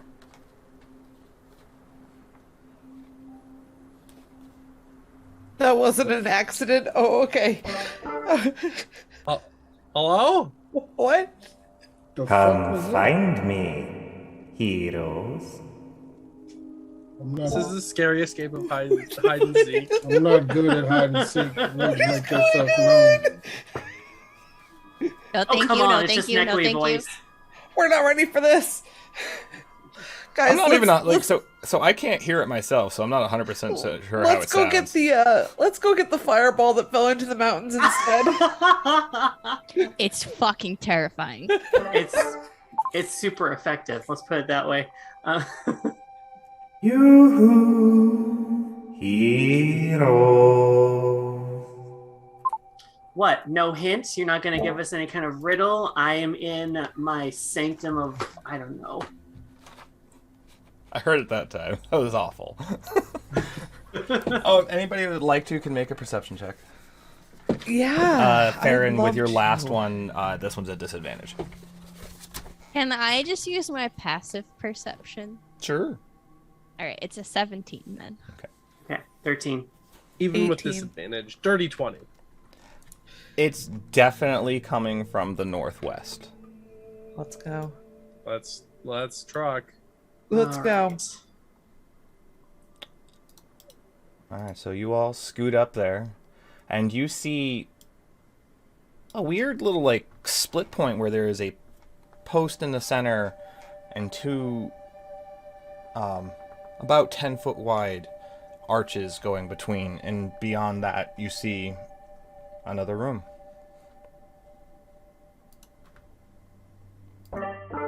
Just a little further, heroes. Don't go further. Just a little further, he Oh, said. just a little further. No, I wanna look at this archway thing. I don't want to go through this archway thing until I look at it. Perception Keep talking or like that. I'm gonna sit investigation? down Indian style and wait till you come to me. Keep talking like all out your head. Investigation, huh? Which, perception or investigation, just let me know which. Okay, perception for sure. That's a nat 20 for 27. Ooh. On perception or... On perception. Okay. So you look at it, and the center post doesn't look conspicuous. The floor and the ceiling doesn't look conspicuous. But on the sides of the other two, there do appear to be a number of holes that point towards the center. I point at the holes. I'm like, arrows or darts or something, magic or something coming out of that. That's a no-no. Just don't come forward if you want my father's secrets. I'm gonna cast Find Traps. There is a trap on both sides of this archway. Don't go forward. There's traps. Nildar, we know it's you. Ah, shit. Nildar, come out. You can make a persuasion or intimidation. Oh. And do I see like Laurel, I'm going to support you on this one. Okay, great. do I see Oh, a that's a way dirty to 20. disable these traps? I don't know if Find Traps That's a will let me see. You don't. You could make an investigation check to try. What was that, Laurel? 24. Persuasion.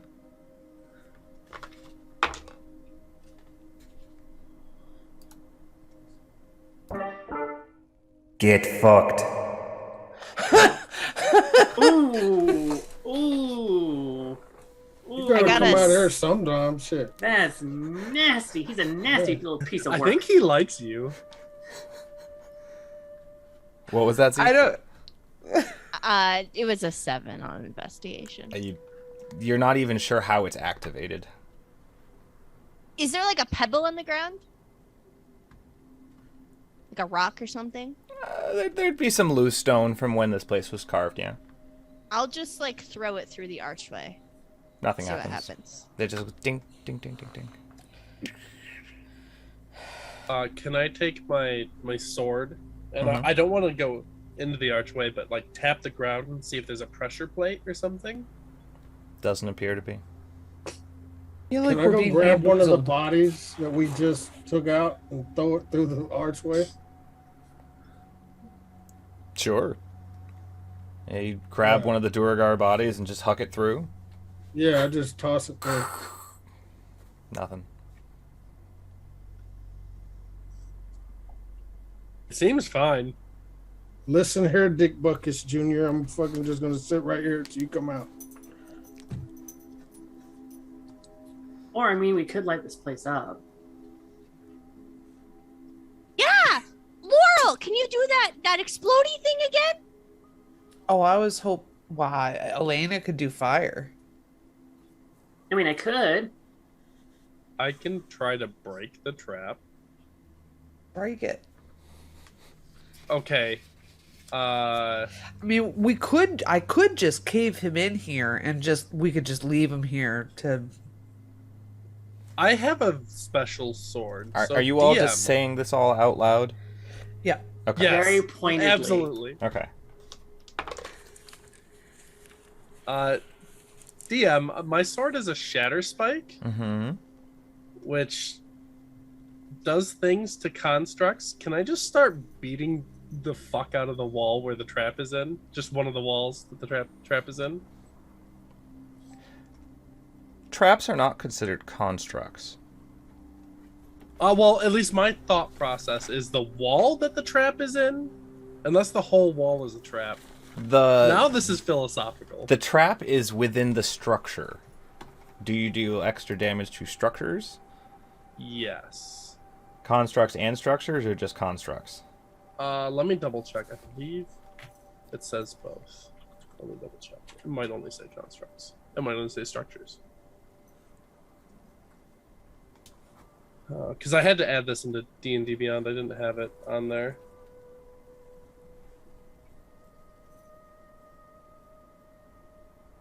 It says if it hits an object. A wall would be an object. Okay, I'm gonna... So, the Shatter Spike is cool. It's a long sword, except on one side, instead of having a double-sided blade, the one side's just rounded off. And I'm gonna take that end, and I'm gonna just try to bludgeon this wall. Okay. Make an attack roll. Right. 19.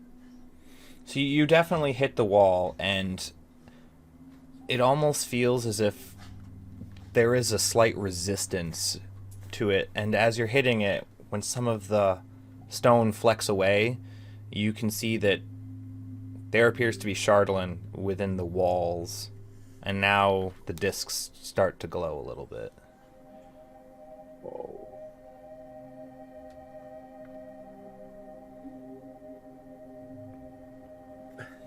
Is the Chardalyn the trap?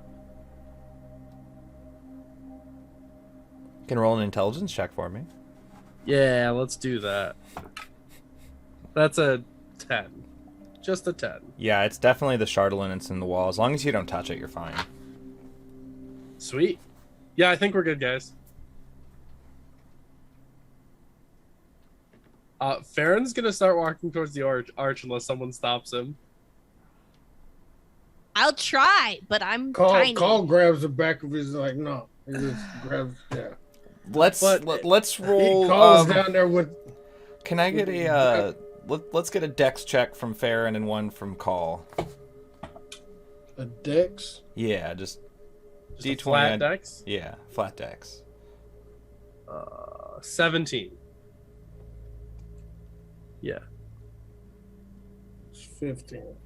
Call, as you reach out, you're just a little slow, and Farron, you walk into the archway, and I need you to make a dexterity saving throw.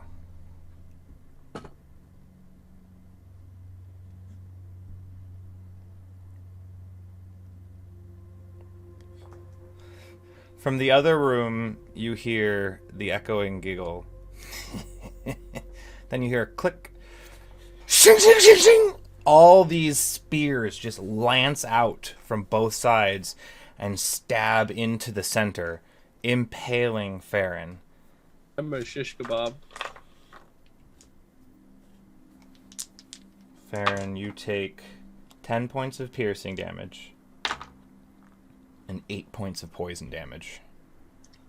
And you are restrained as these are through you into the other wall.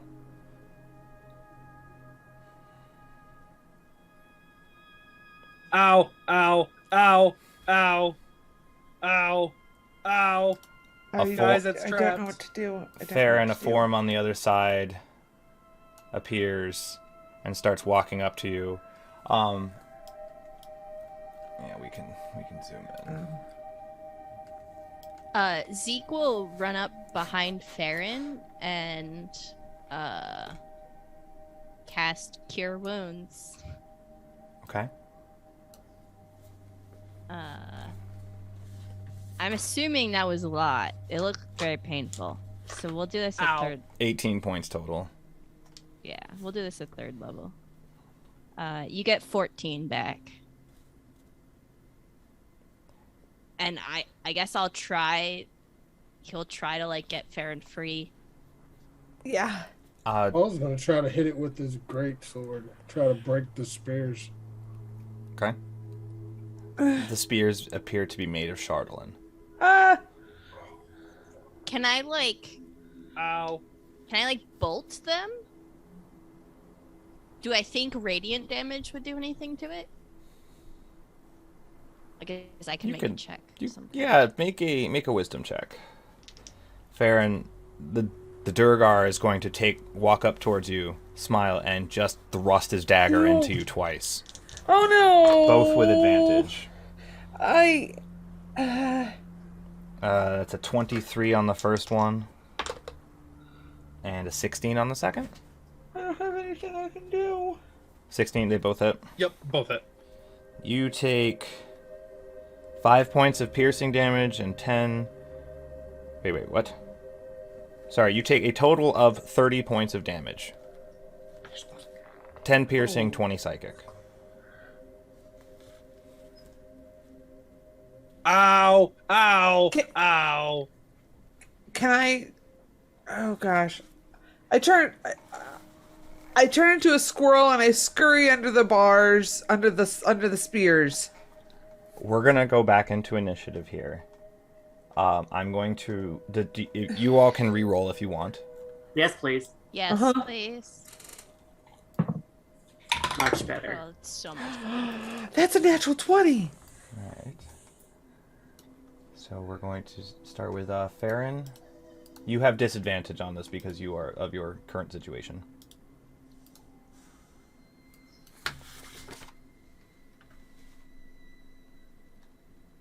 So Laurel, you had a natural 20 for a total of 22.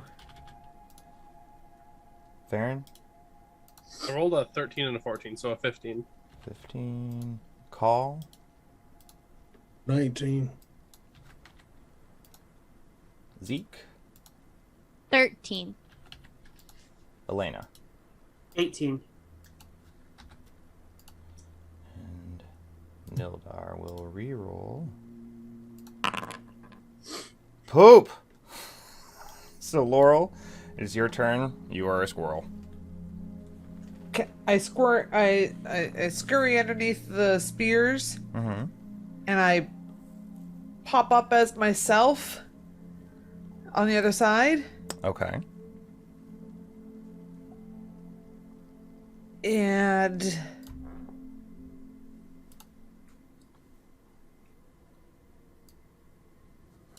can I do that all in one bonus action? No. No, that would cause my action to be myself again. Mm-hmm. So then So I have you- nothing left to do. You have, that's probably all your movement as a squirrel to get in there and past him. So you'd have your action. Still. Okay, then I don't turn back into myself as a squirrel. I run up his pant leg, and I'm latching on to what I find up there. Okay, I would like you to make a dex check with the squirrel's dexterity, which I believe is a +2.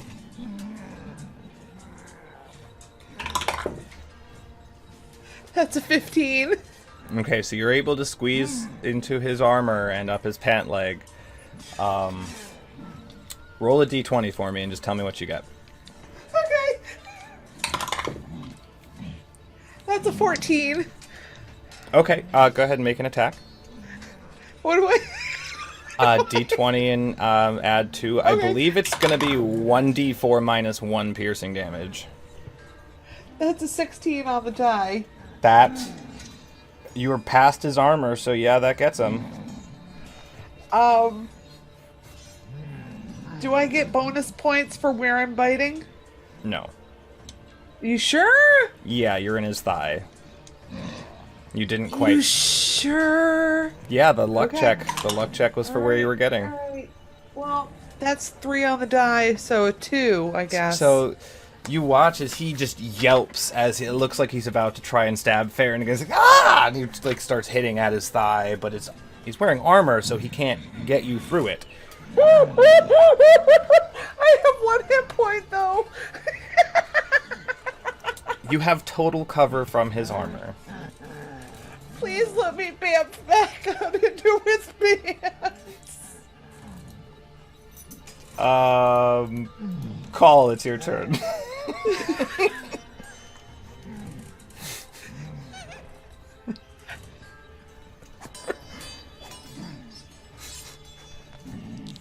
Oh. So you watch Laurel turn to a squirrel, run through the fence, disappear, and then this guy is yelping and slapping at his leg. And the bars are still on that one side? Both sides. Both sides. So there's no way for me to get through there. I mean, you can try and attack them if you would like. Yeah, that's all I can really do. Okay. Roll an attack.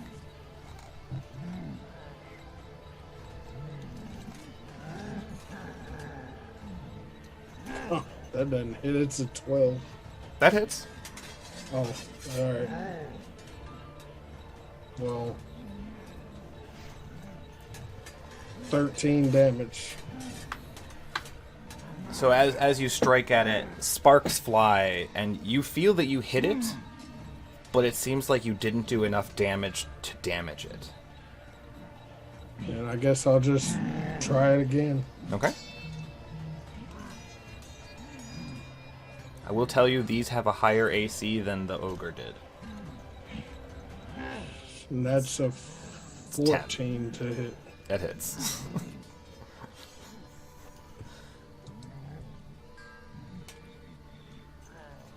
With 9 points of damage. Again, it doesn't break through. Anything else? And he's gonna use his bonus action attack to do fury because he's trying to get through. Okay. He sees Farron's head. So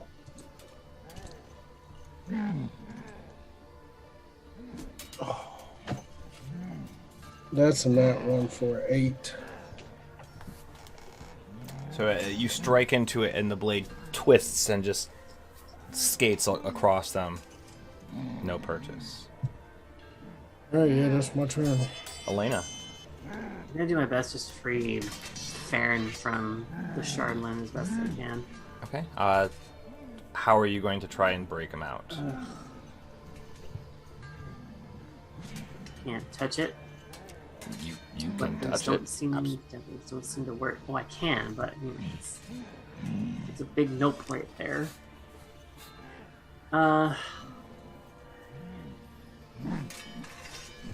She's honestly gonna just take out the dagger and just see if she can make purchase in where the actual spears came through. Sure.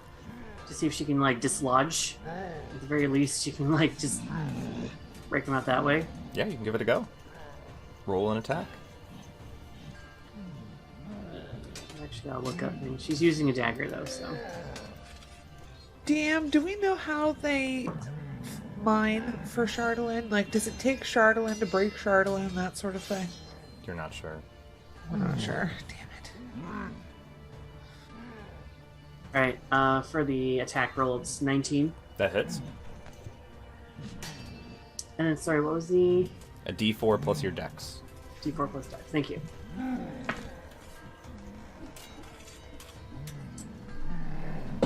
That's a 2. So you stab in there, and you kind of feel like something broke in there, and you feel that side of that one like Chardalyn lance has broken free, but it's still going completely through Farron and into the opposite wall.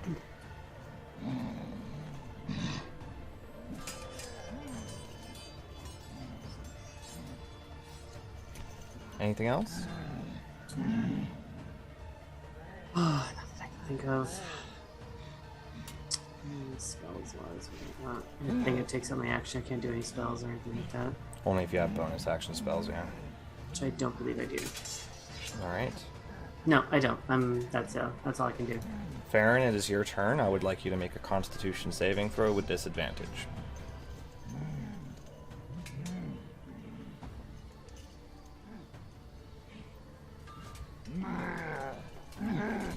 That's a 5.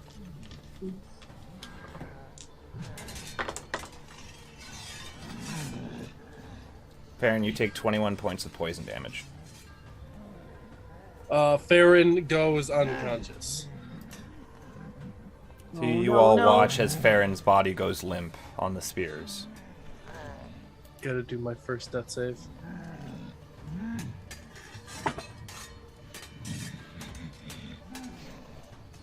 That's a pass? It's a 7. Okay. It's a 17. Okay. Zeke? Okay. I am Farron's savior. I'm going to drop out of my starry form, and I'm going to pop into my chalice form. So I now look like a cup. Big starry cup. A big starry cup. And then I'm already behind Farron because I had healed him before. And as a action, I will cure wounds. I'll basically like grab him around the head, and I will cast cure wounds at 3rd level. And my chalice form gives me an additional 1d8 plus 4. Okay. So I'll do that first. That's max. So that's 12. And then the cure wounds is another 13. So 25. So Farron, you come back to consciousness, and the first thing you do is you cough up some blood. Anything else, Zeke? That was my bonus action, and that's my action.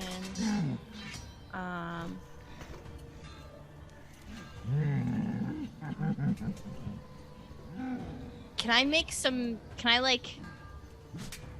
a check to kind of figure out if there's like anything I can do that I could like get them to Make a perception check.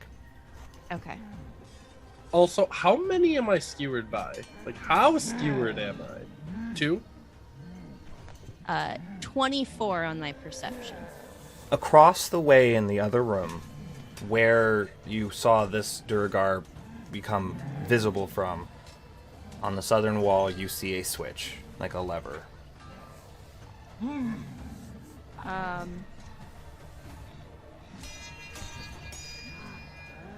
Okay.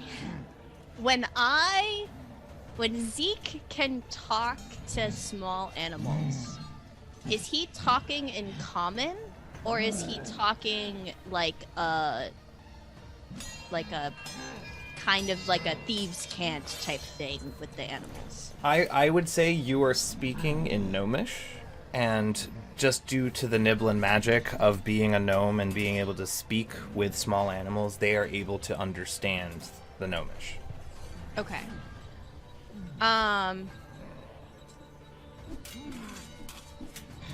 However, you are aware that when Laurel turns into an animal, she can understand you when you speak common. Okay. Okay. Okay. I will. Do I still have action? Like, not action, but like, is my turn completely over? You or have can I say something? movement, so you could shout something as a free action. Okay. Okay.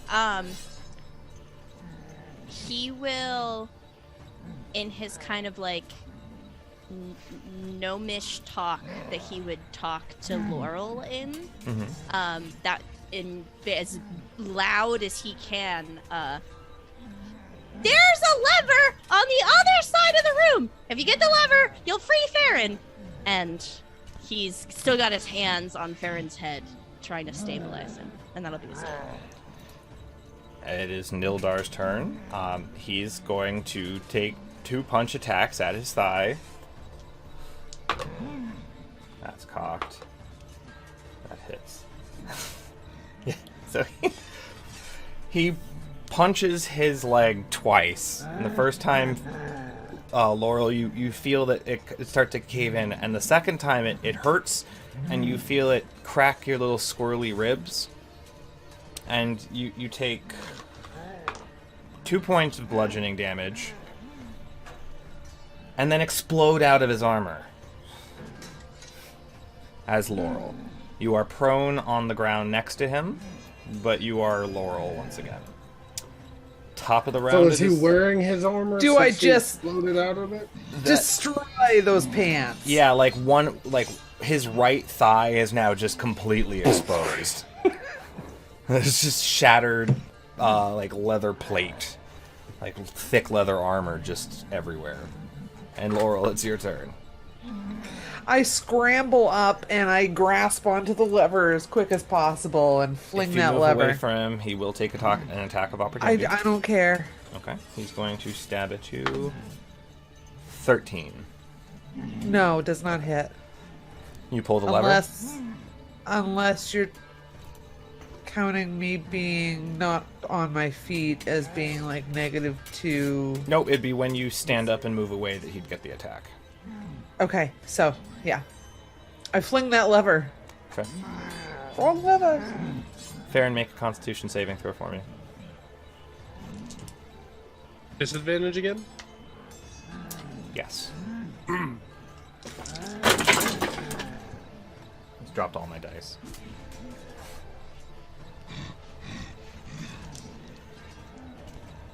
That's a 10. That's a failure. Shit. You take 5.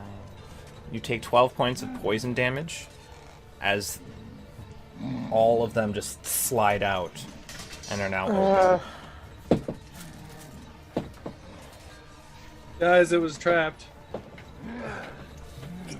Yeah. I just... It was. Yes, it was. My initial assessment was wrong. In my turn, can I kick the dirt? No, I don't think I can do anything else. No, That's it takes probably your my action to use Okay. to use the switch. Okay. Do I have my bonus action? Yes. I cast Healing Spirit on Farron. Okay. So little squirrels come, spectral squirrels come running out of my cloak and run up him and start healing his boo-boos. They don't go in your pants, Farron. That's fine. My boo-boos. They go inside your pants and... No. Reverse bite. That is 10 hit points that you get back. Alright. Thank you. Call. And that's my turn. The Chardalyn spears have retracted into the walls. God. Yeah, calls using his movement, other side of the Durgar. Mr. Dick Buckets Jr. is going to take some of these swipes. Have you all zoomed in on this figure? Yeah, I see him. Okay. Yeah, it was pointed out. Yeah, Yeah, I pointed it out at break. Yeah. So is that going to get... Advantage due to flanking, yes. yeah, okay. So the folks at home can get a... Yeah, can you zoom in for the folks at home? Yeah. Short explanation, Dick Buckus was the name given as a orcish slur for another Durgar to call the other Durgar, and then we created this, well, Jacqueline created this monstrosity. Dick Buckus, the Durgar. That's 18 to hit. That hits.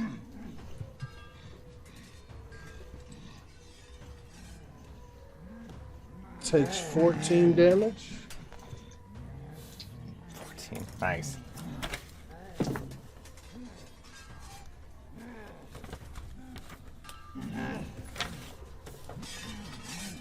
Okay, so you stab him, and he just kind of coughs up some blood at you, and he goes,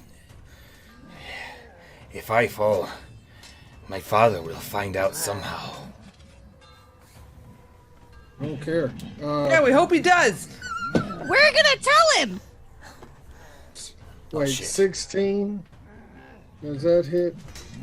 16 does not hit. Okay. It's And you we're try to going- stab him again through his armor, and it just doesn't quite make it. And we're going, since we frenzied before, we're going to keep doing it, so.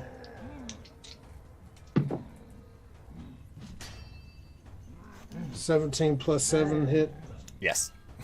Okay. Oh, what's with these rolls? Takes another 10 damage. Coughs up some more blood. Gotta question him. Anything else, Call? No, that's Cole's turn right there. Elena.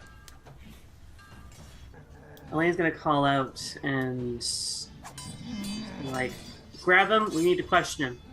Then we can off him.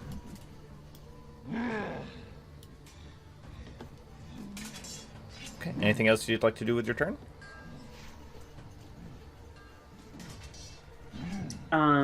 Does Zeke actually have Farron okay, or is Farron going to be okay or standing up? Yeah. Farron's standing. He does look pretty rough, though. And I do have the healing squirrels on him, which will heal him. And Turn Zeke after is turn. like holding on to Farron from behind.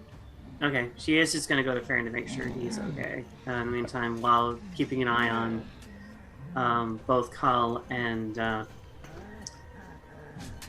I can't say that name without making a complete jerk out of myself, so I'm just going to Nildar. say Dick. Durgar. Nildar. Thank you. Nildar, okay. Dick Buckus. Farron, it is your turn. You have some spectral squirrels on you, and you regain a little bit of health. Yes. Give it to me, squirrels. 8. Yes. And you have a pretty messed up looking Nildar Sunblight in front of you. Okay. I'm gonna have. Can I have Yami assist with a grapple? Yeah. Okay, I'm gonna. Advantage on the athletics check. Yeah, I want to grab onto him, and I'm gonna try to pull him into the trap, because then we'd have a very easy way to hold him in place. Oh, that's vengeance. That's a natural 20 for a 27. Good, because he got a 17. I was up there. So yeah, Yes! you grab him, and you can pull him directly into the way of the trap. Yeah, and I'm gonna And just he's give restrained Laurel a there. look. Flipped it. Damn switch. Anything else, Farron? I'm just gonna hold on. Zeke. I'm going to heal Farron again. We're gonna do Cure Wounds at 2nd level. And because my chalice, you get a little bit more. So let's add that. That is 20 health back to Farron in total. It's like nothing ever happened to me. I'm great. I'm perfect. Anything else, Zeke? And no, that's it. Okay. On Nildar's turn, he's just going to look at Farron, look at the walls around him, smile. He spits in your face, and he shrinks to little tiny, and you are no longer holding him. I'll let you make it. I'll let you make a dex check to see if you can hold on to him as he's shrinking. That's low. It's a 13. Just misses out, and he runs between your legs. Call, you get an attack of opportunity. His AC is a bit higher now that he's smaller. And where is he? Am I getting advantage on this since we were in flanking Yes, or no? you are still flanking. Okay.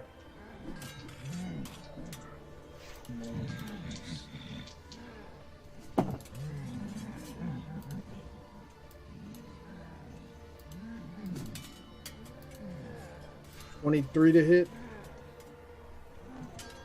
23 just hits. Damn. Whew. What?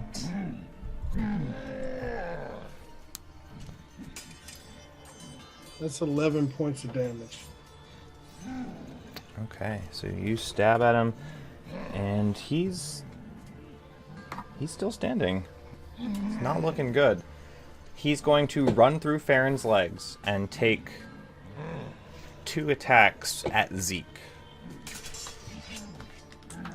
He definitely probably will hit me. That is a 10 and a 13. I am gonna do my cool thing, which I haven't done yet. Ooh. I think it gives me bonus to my proficiency bonus. Okay, so the first one misses, and then the second one, Zeke sprouts these spectral wings and kind of like uses the wing to knock the second away. Okay. So he doesn't hit, and then he's going to... Well, I can't move him on that one. And he's going to run through Farron's legs, past Zeke's legs. So Farron, Elena, and Zeke all get attacks of opportunity on him.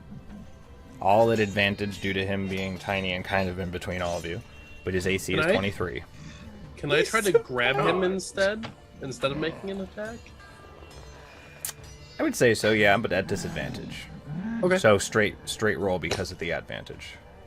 Little tiny dick buckets. Aw, little dick. Little dick. Little buckets. So Zeke isn't holding a weapon, so he punches. But it tells me that I have 0 damage on punch. Did you hit him, though? I had a natural 20 So we can double that. to make a double 0. I... Roll a d20 for me. Okay. 9.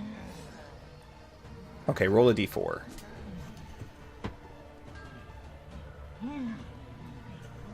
A 4. Alright, so he'll take 2 points of damage from that. So you do punch him, and you do hurt him, and he just goes, ah! Like you hear the little angry dwarven grunt. Farron, what did you get? I got a 17 on a grapple check. And Elena, what did you get for? Icy chromatic orb for 24. You have to use a melee weapon, so it'd be your dagger. Oh, I have to. Okay. Yeah. Okay, in that case then. Unless you have Warcaster. I don't. I think Warecaster is only a cantrip anyway.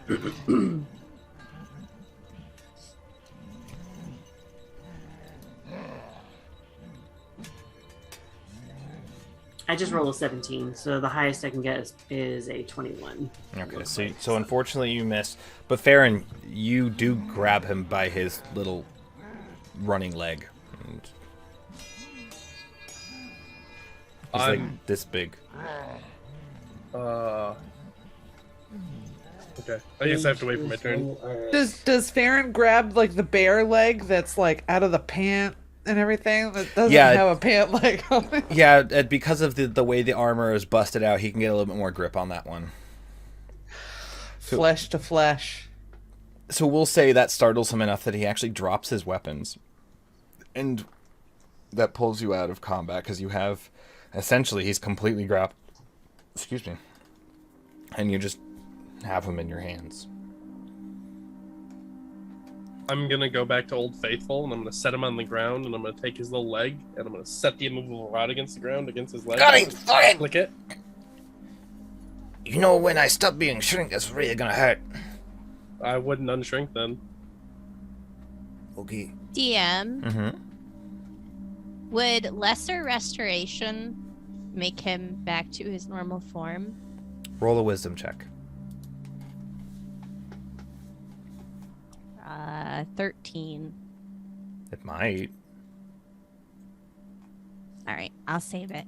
Put it in my pouch. He's just kind of like sitting there, all tiny and grumpy, with a rod on his legs, like sitting like with his legs straight out, like. I'm gonna create a bonfire, like maybe 6 inches from him, and watch him sweat it out. So for like the first several minutes, he's like, while you're making the bonfire, he's just kind of staring at all of you all grumpily. How long does this thing last?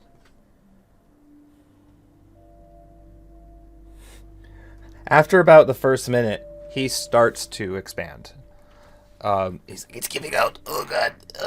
And you hear a sickening crunch as both of his femurs are snapped, as he comes to full size, and he goes unconscious, still breathing. I will cure wounds him. Okay. He comes back to consciousness, and like, are you leaving the the rod in place? While he's unconscious, I'll replace it to a more him-sized hold. So when you cure wounds, it's not like, even if it's just level 1, it's not going to be enough to repair his legs. They're still broken, but some of the flesh knits back together, and he sits back up. He's like, "Who the hell are you?" He does get 18 HP, in case you're curious. Okay. In case we do damage to him for some reason. He has 18 hit points. I'm gonna pull out the doll, and it. I hope it'll say, you know. Illuminati is real. Oh, I was hoping it would say Agents of SHAILD. Oh, okay. So yeah, it comes out, "We are the Agents of SHAILD." And he goes, "That's a creepy doll." Oh yeah. Zeke like pets it. Should I charm person him? He just kind of spits to the side and crosses his arms and just sits there. He is surprisingly close to this bonfire. He's definitely sweating now. Yeah, and I'm gonna keep it up, too. And So he we just want to know stares this at the little fire. operation. We want to know this little operation that your father Yeah, is I running. don't want to be nice to him. You're going to tell us, or one of us, I'm assuming the strong of us, is going to break every single one of your fingers. You already can't walk. You all will now no longer be able to wield a weapon. He spits. And on I'm the going to ground roll again. an intimidation check on that one. Yeah. Nat 20. Or straight 20. He looks up at you and he says, "You talk like my father. Nobility. You let me go. I'll tell you what you want to know. Where will you go? Back to my father. At least I'm being honest."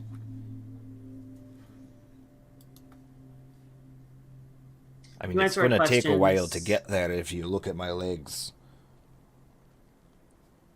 You answer our questions. You'll decide if you're worthy enough to go back to your father. I guess that's fair. She turns to the rest of the group, sort of a less chill of a expression, if you will, and turns to the rest of you. Any questions we want to ask him? What are they doing with the Chardalyn? What's all the Chardalyn for? My father's going to lay waste to the 10 towns. Using the Chardalyn? He's building a dragon. Why? To conquer, of course. There, I feel like What there's the heck better is that ways gonna to do do? that. Yeah, you're gonna build a dragon out of metal, and then what? Like, it's not a dragon, though. It's more of a construct that listens to its creator. Oh. Made entirely of Chardalyn, with the heart of a red dragon beating within its chest. Oh, there it is. How did your dad get the heart of a red dragon? Those aren't just like laying around. No. He speaks with deep Duera. She gives him the information. The plans to build the dragon. Who? To build a dragon. What the hell? Deep Duera. Yeah. What's Who? wrong with people? A goddess of the Duergar. Would Zeke know that? I believe one of the other Duergars that you spoke with told you all Oh, this. the last The time. Moose Guard, yeah. Durth. That's right. Yeah, he did. That's right. Or no, yeah. Okay. Why the 10 towns? Why specifically the 10 towns? These lands are cursed with eternal winter. They're rich with Chardalyn. There's no light. They're ripe for the taking. We'll take the 10 towns, then we'll take the Dwarven Valley. Rip apart Kelvin's cairn, and then spread our empire south. Your lands, your people will become ours. No. No. Are you working with Oriel? Oral. Oral. Circumstance of convenience. You are. So you are. You're Well, in it's- cahoots. I mean, she's making it dark and perpetually night. We're taking advantage of it. Yeah, but how does she feel about you taking it? Because if everybody's dead, then she doesn't get her whatever it is that she's after, and maybe she doesn't like that you're here. So maybe taking over the 10 towns is a really bad idea, because then she is gonna kill you because you killed all of us. Once we have the dragon, nothing matters. All So will you be don't destroyed. have the dragon. So the dragon is the crux. Okay, stop the dragon. We'll stop the rest of this. Okay, great. Wonderful. Do you have the dragon yet? It's been some time since I have been home. I'm not sure how far along it is. Insight check. Go for it. I don't Can trust I- this bitch. Can I insight check Farron right now to see how he's doing? Sure. Do I need to roll for that, Farron? What'd you get there, Zeke? 23. Yeah, he's being honest. Roll for the hell of it, Okay. I guess. Yeah. 9 plus 7, 16. Yeah, Farron's just really focused on this shithead. Do I see murder in his eyes? I mean, every time he mentions taking over the 10 towns, there's definitely some, like, I want to stab this guy. But he seems like Farron. I think we have enough information.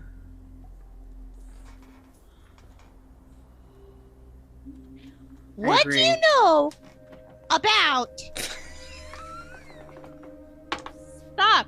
You guys always laugh at me every time. What do you know about Phenomenati? I'm sorry. That's He- better. I thought she was gonna ask. He about puts the he whale. puts his hands across I'm getting there. the immovable rod and leans a little bit closer to Zeke. Like not like he's like, get fucked. He turns invisible and the rod goes flying across the room. Seems like he knows how they work. Zeke is going to try to slash at him. Everybody would says get an this. attack of opportunity on at disadvantage because he is invisible. I can see him still. Yes, you can. You have a straight old attack of actually at advantage because you are all flanking him. I have a question. Sure. Could I cast a cantrip on myself I know technically reactions don't do spells. Unfortunately, no. All right. Well, it's gonna do 0 points of damage, so I just swing wildly. I'm gonna try to grapple again instead of hitting. Mm-hmm. I'm gonna put him in the nastiest rear naked choke. Just squeeze the life out of him.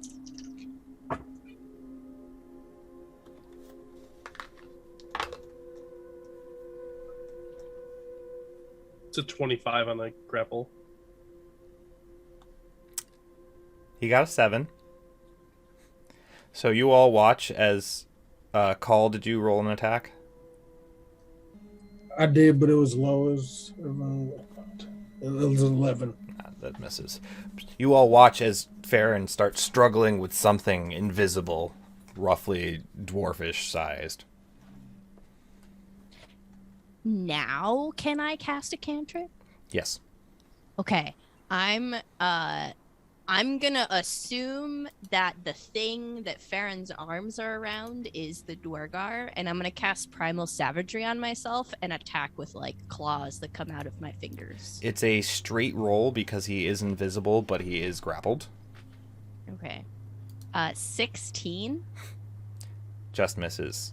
I was gonna say. Roll a d20 for me. Odds you get the leg. Attack his leg, yeah. It was a 14. You get the armor, unfortunately. That's fine. That's fine. That's fair. Yeah, so Zeke kind of like grows some claws really quick and tries to like wildly slash, but misses.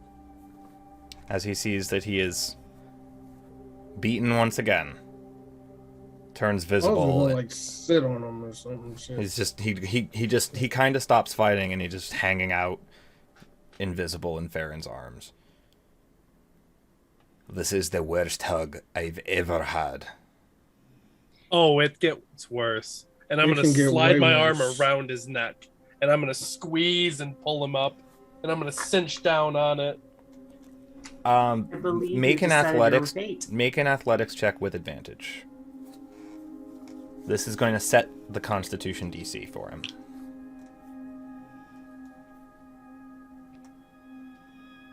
That's a dirty 20. Okay, he's going to do this with disadvantage. And he goes unconscious in your arms and becomes visible again. Do you continue squeezing? Once he becomes visible and I feel him go limp, I'm just going to drop it. Okay. And he loses a death save as he hits the ground. Zeke is gonna look to Elena. So, are we killing him, or should I heal him again? Elena's actually gonna look at Farron, and she has this sort of like this expression you're not seeing her give ever since you've met her. She looks at you and just goes, "You're the injured party in this. You were stabbed with Chardalyn, and you were you were killed once, brought back to life by Zeke. His fate is in his hands. Personally, I were the injured party.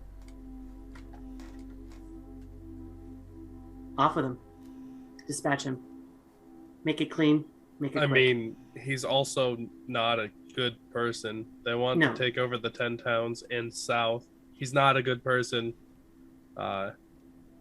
Yeah, and I'll take the killing blow. And you stab it into him, and the last bit of breath escapes his lungs, and then blood just pools out. Next, I say we burn this place to the ground. It is almost 100% stone. Burn it to the ground. It'll take a while. Also, dead of winter. Is Chardalyn explosive? Ooh. Like, if we infused it with a spell, could we, like, use it to be a bomb? Make an Arcana check. That's considering Elena is wanting to burn the place down. Yeah, it's Can a she 9. as well? Mm-hmm. Okay. 26. Chardalyn seems to be quite receptive to magic, but to infuse it with enough to make it explode would take a lot more than you have at your disposal. She kind of conferences this with Zeke, and they come to the conclusion together, I want to say.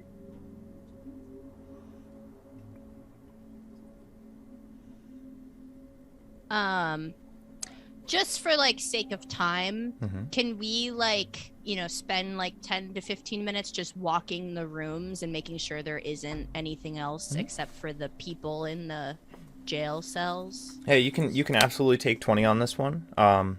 Search the entire thing. All you find are maybe 40 or 50 crates of Chardalyn. A sled that is kind of like pulled off into the side of the same in one of the big, kind of near one of the big cages in the front center area. There's also 2 goats in the center area. Also, let's see, what else do you find? Boop, boop, boop, boop. You find a couple sacks that seem to have basic supplies, blankets, rations, hempen rope. Another one that has 25 carved pearls, 3 daggers, a set of wood carver's tools, navigator's tools, a bunch of things that look like they were probably stolen. From Caer Konig. And Those as you reach in, you pull out expectations. a lantern that starts changing colors between red, green, and blue. We can put that in the bag, yo. Heck yeah. So I have an idea. It's not a great idea, but it's an idea. It snows all the fucking time. What if we take the Chardalyn and we hide it in a snowbank? Because they're gonna come back, but we obviously can't blow this place up. But if we hide the Chardalyn and then it snows, they'll never see it. And then we can like come back and do something with it. I don't know. Yeah, but won't they be able to find it with that thing that Yeah, the other Dick Buckets have? Yeah. Yeah, but like, oh, you're smarter than me. Okay. No, it's a fine much. idea. It's the only thing I can think of. Because we can't blow this place up. We can. I mean, if we knew a way of weakening it or corrupting it or making it like ineffective for their plan. We could put the Chardalyn in one area and I can try and collapse the roof down on top of it. It's better than nothing. And then we can go buy a bomb and come back. Yes. Absolutely. At a later date.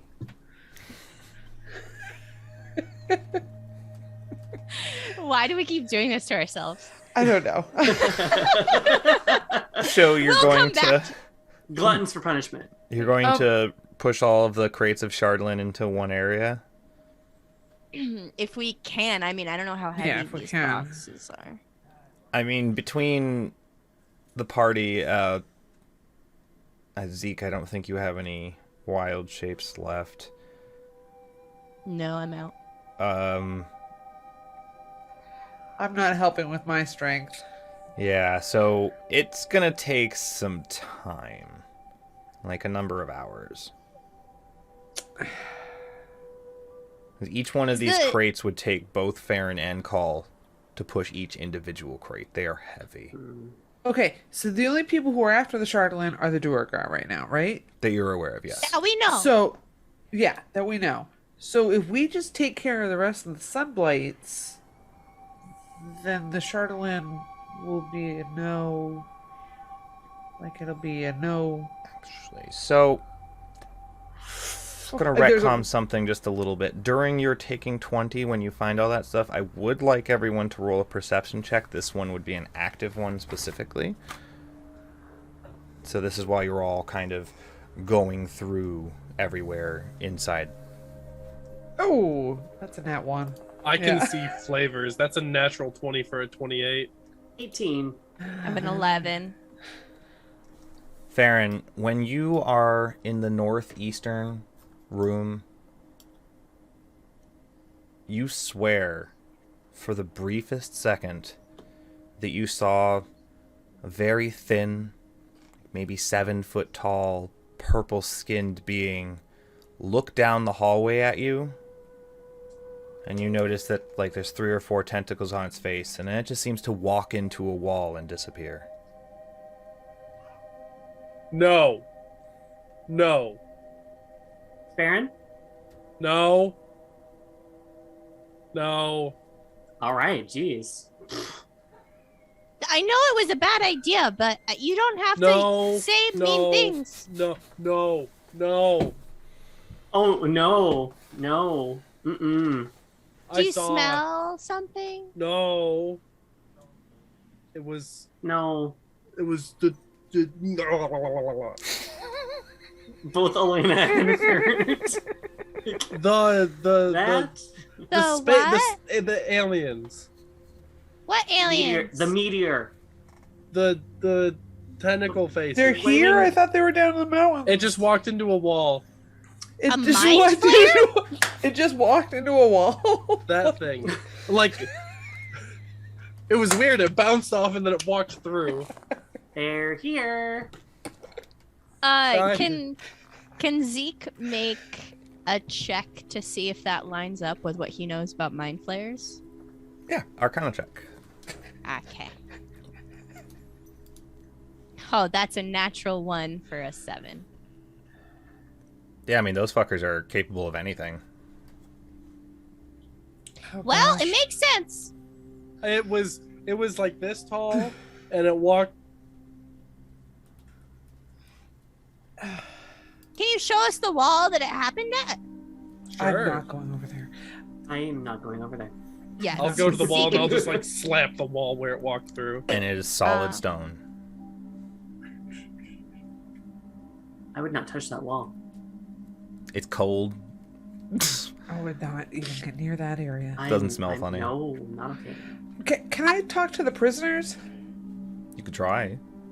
Oh.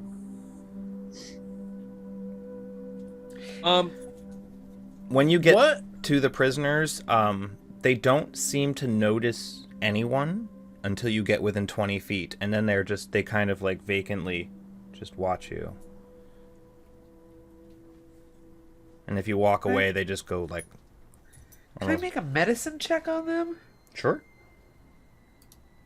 What's under the drawbridge? A pit. Like something. Is this we could another... throw a Did you bunch get of another natural 20? No, 24. just a pit in the ground to make it difficult to get across. No spikes, no nothing. Like deep? 15 feet deep, yes. Laurel, these people, once you start to notice, have little bits of fungus growing on them and appear to be alive, but not mentally alive. Oh no. Can I glean a purpose? Would Laurel know about myconids? I don't know. I'm gonna go with no. Probably not. So no, you cannot. Okay.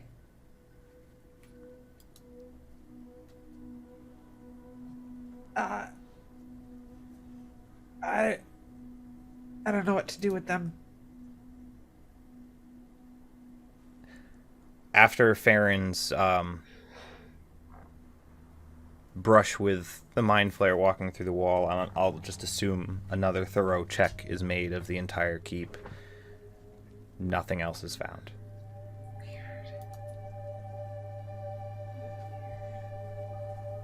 That's really concerning.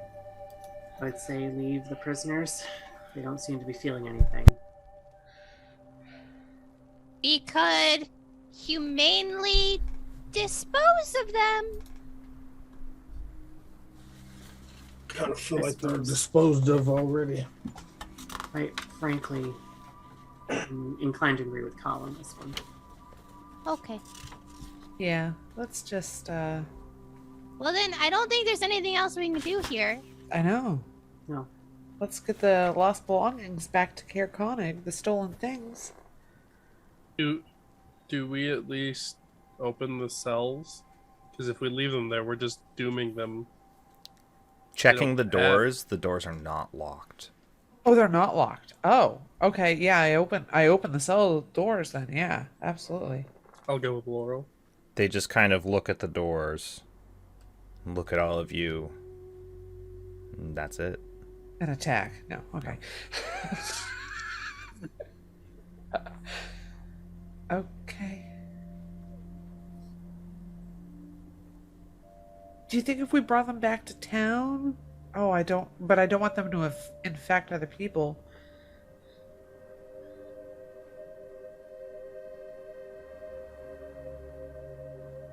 I think they're just toast. At least. I got a nat 20 on the medicine check. Are they toast? Are they like, is there any helping them?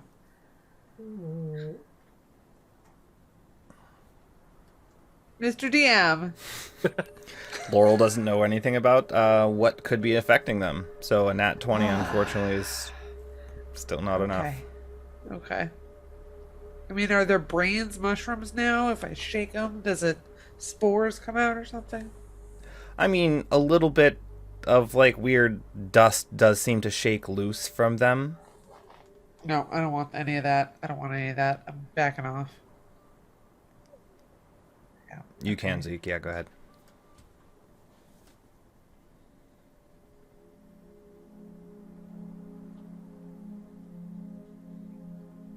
This is a natural one.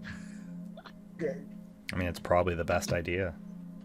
Is this going to be a thing, guys? Carl's just going to walk up over to one of them, grab him by the head, and like great. Yeah, sword right Zeke through the is chest. also gonna start Okay. putting them out of their misery. Okay, yeah. He feels very bad about it. They don't but- seem to fight you. They don't even really react to being stabbed. They just kind of, it's just very vacant. They just kind of look down at the wound. And then you can see as they're bleeding out, they start to get woozy, fall to the ground, and that's all she wrote. Yeah, Elena's also going to help with that as well. Did you say they're human or humanoid? 2 of them are human. 1 of them is a Goliath. Okay. Zeke is then gonna start like dragging them outside and kind of start heading towards. He'll just like slowly start dragging one.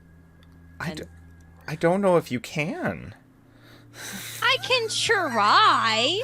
With Did the we assistance search of the the rest prints? of the party, yes, you were able to get them outside. Did anyone search the prints? Before we left, I would like to search the prints before we leave. Okay. You find another medallion of Chardalyn tracking, Okay. and you find a dagger exactly like the one that Durth had. Oh, Chardalyn? Mind poison Oh. dagger. The blade is Chardalyn, the handle is not. Oh, okay. I got a dagger for the bag. Yeah, he holds the bag out. So the bodies are brought outside. Can we like do 3 dogs to a sled? We have 6. You have 6 dogs. The sled that is there looks a Is it, little like, broken? too big for the dogs to pull. What about Fenris? Fenris might be able to pull it. Zeke Try? will ask him very nicely. I won't be able to move fast, but I could. I I just, we want to bring these things back to people, and I don't think the little pups can handle it. So if you, it just. I say leave the dead where they lie. But if you ask, I will. It would feel a little better if we could actually give them a proper burial, not where they were eaten. Zeke, I don't think burials are happening right now. Do we really feel comfortable with them staying here though? You can burn them. I don't feel comfortable with them anywhere, to be honest. Yeah. I think burning might be the best option. I don't know, Elena, what do you think? I think we should bring them back.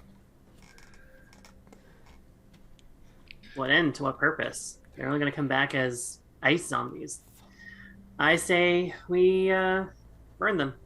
That is 5-1 with the Harbor Turtle double vote. Oh! Zeke will just start casting bonfire underneath their bodies in the snow.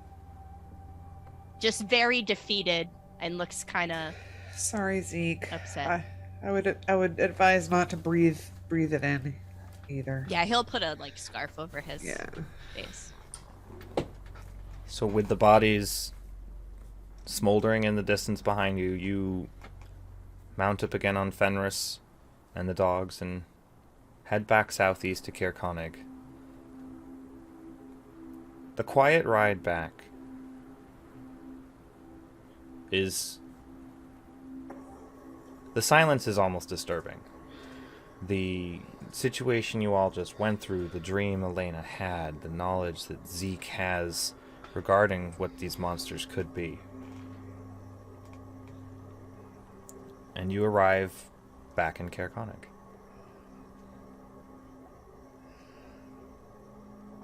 All right. Head right back to the tavern, I suppose. In you walk to the tavern, and a semi-familiar sight. I mean, this is only your second day in town, and yet again, Speaker Trovis, drunk in the tavern. And as you all walk in, hey! You're here. Speaker! Yeah. Zeke immediately casts Lesser Restoration on him. Zeke is not.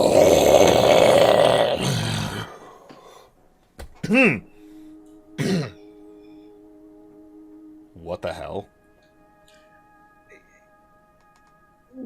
Hi, we're the agents of SHAILD. I remember. Why am I sober? You had a Duragar problem. The thieves? The thieves. Did you catch them? We did one better. You murdered them all. Well, they won't be bothering you anymore. And I mean, we if they were uncovered a larger problem that we will deal with, but here are your stolen goods. This is... Did you get the goats? Oh, shit. We would have brought the goats. We would have brought the goats. Zeke would not have left animals back there. We'll just retcon that. Zeke is not letting animals. So yeah, you would have Forget the goats, the bodies. the goats outside with the dog sled. Oh my gosh, now I'm is- picturing goats riding a dog sled. That's great.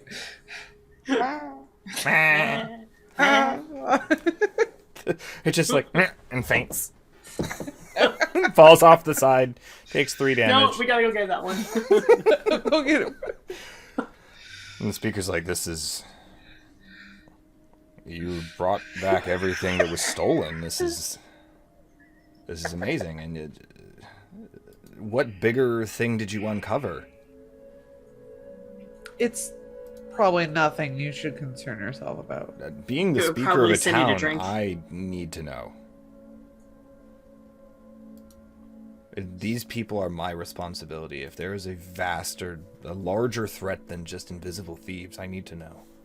Not to be rude, but your drinking probably not helping the people here. Not to be rude. Make a persuasion check with advantage.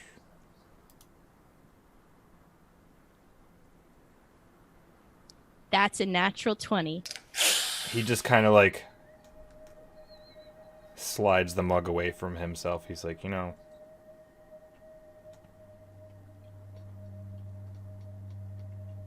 if it's a problem that's that bad,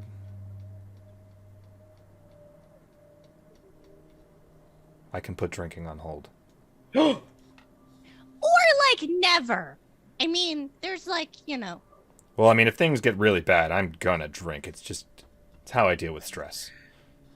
Well, we'll talk about that later. But I'm glad that you're considering the road to recovery.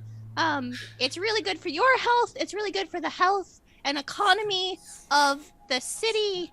And I hope that you continue to do good for yourself. Are you taking away my best customer?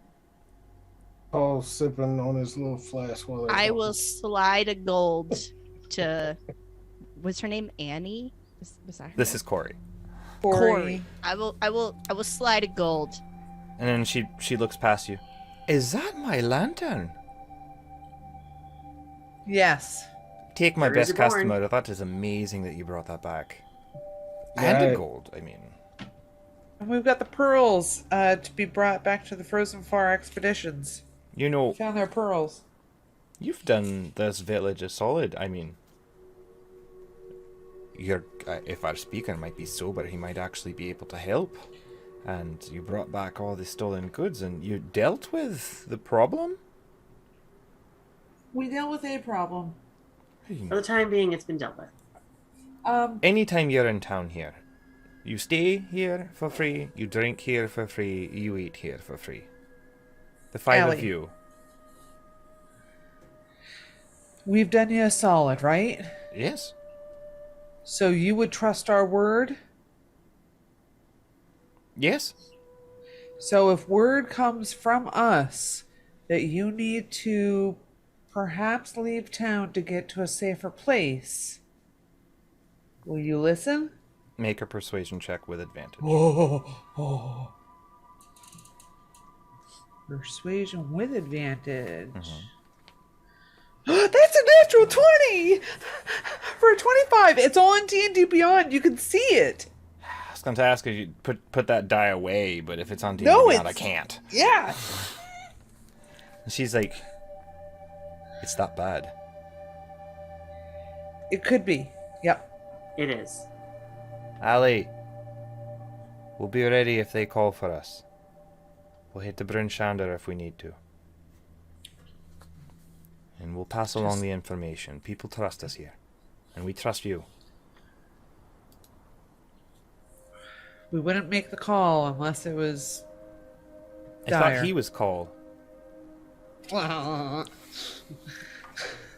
gotta do it at least once per game. Come on. Hey, well, let me get you all some food. You look colder than hell. Huh. That would be great. I'm gonna point to the new holes in my armor. Oh. That's unfortunate. Oh, it was. Ouch. Looks like it. How did you survive that one? Magic Squirrels? and lots of it. Magic and squirrels, you say? Yeah. I need a drink now. She walks over to the bar, just picks up like a couple shots and downs them. I'll be right back with your food and drinks. Farron, tomorrow morning I can repair that for you. That would be amazing because it goes. Yeah. I'll turn around. It goes all the way through. It goes all the way. I saw. Gosh, that was rough. Glad to still have you with us, buddy. Yeah, I can do mending tomorrow. Food and drink is brought, and you're all able to have several short rests over the course of the afternoon. Is there anything you all would like to take care of? I mean, I guess off the top of my head, anyway, is Elena would be just like, okay, what is our next course of action? Well, we have a checklist. So, Suffolk and the Winter Wonderland, those things, probably top of the list. But then there's this Chardalyn thing with the dragon that Sounds actually pretty serious. might be more at the top of the list. We've also got We also have tentacle-faced things falling out of the sky. But we think that's related. Yeah. And then there's the whale with the bubble of air on its back, which is incredibly important in my book. And the Nominati and Kappa, and there's so many things. Hero's job is never done. Cole takes a swig out of his flask. I feel like, and it hurts to say this, but I feel like the dragon is kind of the most important thing. And hopefully we won't need to take on a dragon. Hopefully I am still curious about this meteor, the burning fireball. Yeah, that's on And the where way. that lands. Trovis kind of looks up. Meteor. Fireball. I saw it in a dream I had last night. What? What did it say to you? I couldn't understand it. But it seemed like they were trying to ask for some sort of help. I could almost understand the meaning, but not the words. I just passed it off as a drunken stupor. As one would. Until somebody else who isn't drunk mentions it. I may have visually seen said thing fall out of the sky in while I was awake. And I too might have been. Unfortunately, I was not in a drunken stupor, but I've had a very similar dream. But that's a good thing, Elena. That's a really good thing, because then it's not, necessarily that it was talking out to you. So like, It's just reaching out to a number of us. but like, why the two of you? What's the connection? Is And- Trovis with us right now at our table? Mm-hmm. Right. It's like... I don't have a clue. Anybody would like to roll an Arcana check? A 19. Also a 19. Okay, so there's going to be some slightly different information from these because of knowledge that you both have. Zeke, dragons, and some dragonborn have like latent, innate telepathic abilities. It's possible that this dragonborn may have just been more receptive to a telepathic message. Elena, that story of the draconic ancestor way, way, way back, and the knowledge that some dragons have latent telepathic abilities, you think that you just may have been susceptible to receiving the message. Well, Sort of just makes eye contact with Trovis. Just holds its gaze.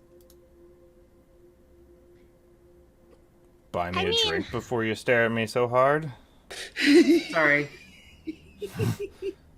Wait, no drinking. Coffee, please.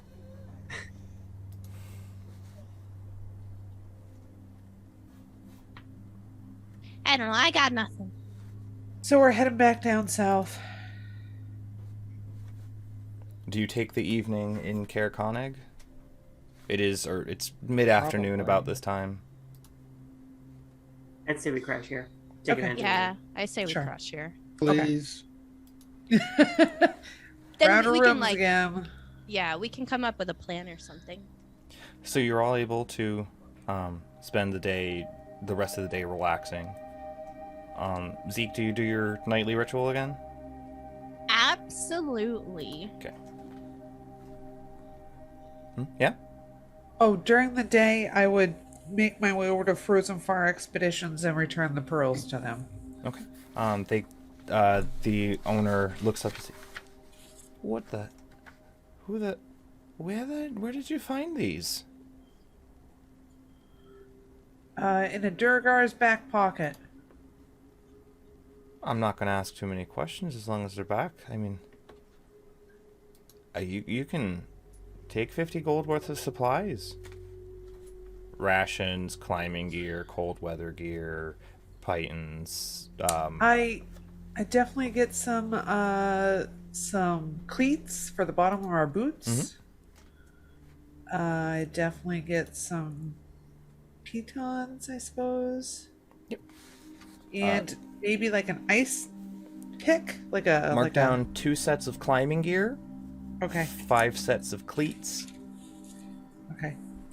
And that'll probably Okay. clear them out of most things that you would want. Okay. Zeke, during the evening, it's clear again, and as midnight starts to come, you can see the aurora passing by. And Pharaoh turns to you. Is there any way we can help them find the people they want to find? I don't know. I mean, do you have an idea? Maybe we put our heads together and we can think of something. Wasn't there...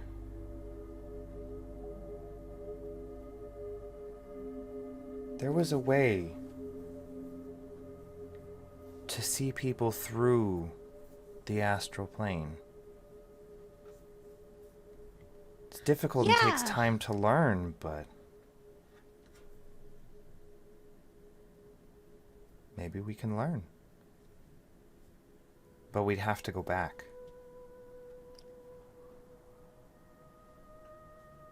And then we could find Sefik or, anybody we're specifically looking for and, like, use the plane.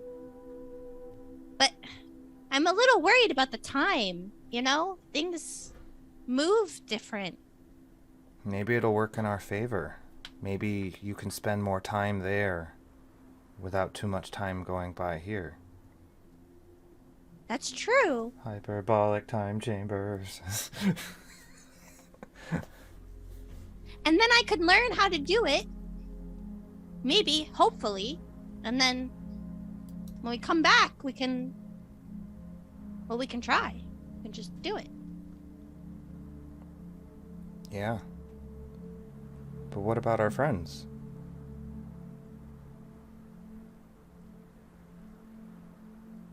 Well, we wouldn't be gone for very long. And they have Fenris now. He's, large. He's scary. He's amazing. He's pretty cool. He's really awesome. And they have the puppies. The puppies are great. We should probably start teaching them how to, do stuff. So they can help us. I mean, I think making them do tricks for snacks is just the best. Yeah, but we don't really have to do that because we could just ask them. I guess they would have to learn how to talk to them. I think Laurel can do that.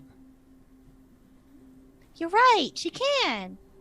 She probably has to turn into one, though. And Fenris can talk to them.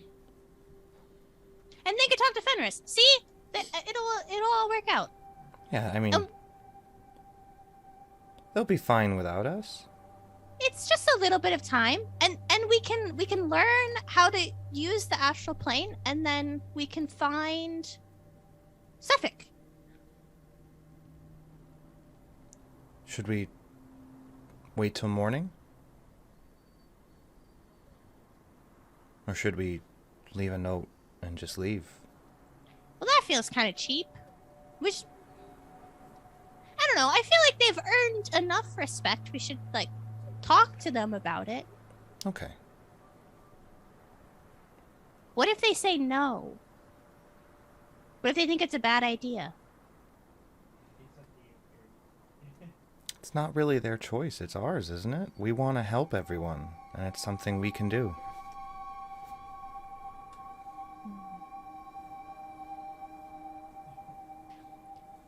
And we could just, like, meet them at the scary place with the dragon. Yeah, as soon as we're ready, we'll know exactly how to find them, and we can get back to them. True. Yeah, this'll work. This'll work. Do you think leaving a note is too cliche?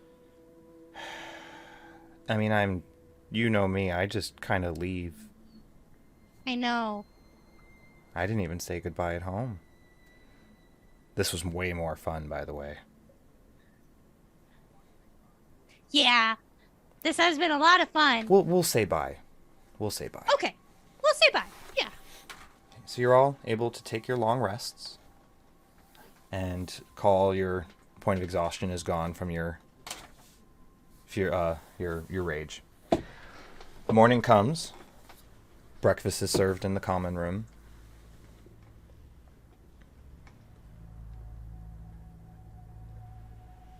So, guys, I had an idea. Well, Pharaoh had a great idea. She reminded me of something, and we just wanted to kind of throw it out there and see what you guys thought. Okay? Okay. By all Yeah, means. shoot. Oh, Okay. Shoot. Sure. So remember how we're trying to find Sefik, but we're also now we're trying to find a lot of other people? Yes. Well, Pharaoh and I have done some plane walking, and that was a while ago. You know, Pharaoh's from another plane, and so we were. Anyway, the astral plane actually can get very close to the material plane, the plane we're in right now. And when they're really close, you can kind of use the astral plane as like a scry mechanism. And if you do it just right, you can see past any barriers that somebody has around them, and then you can find them, either by seeing where they are or seeing them specifically. Even if a goddess is hiding them? If it's done correctly, yeah. You can see a Wow. god. If a god is... Oh. Okay. What? Okay. Whoa. I don't But know anything about planar. I've never done it. We've read a lot and we've talked to people.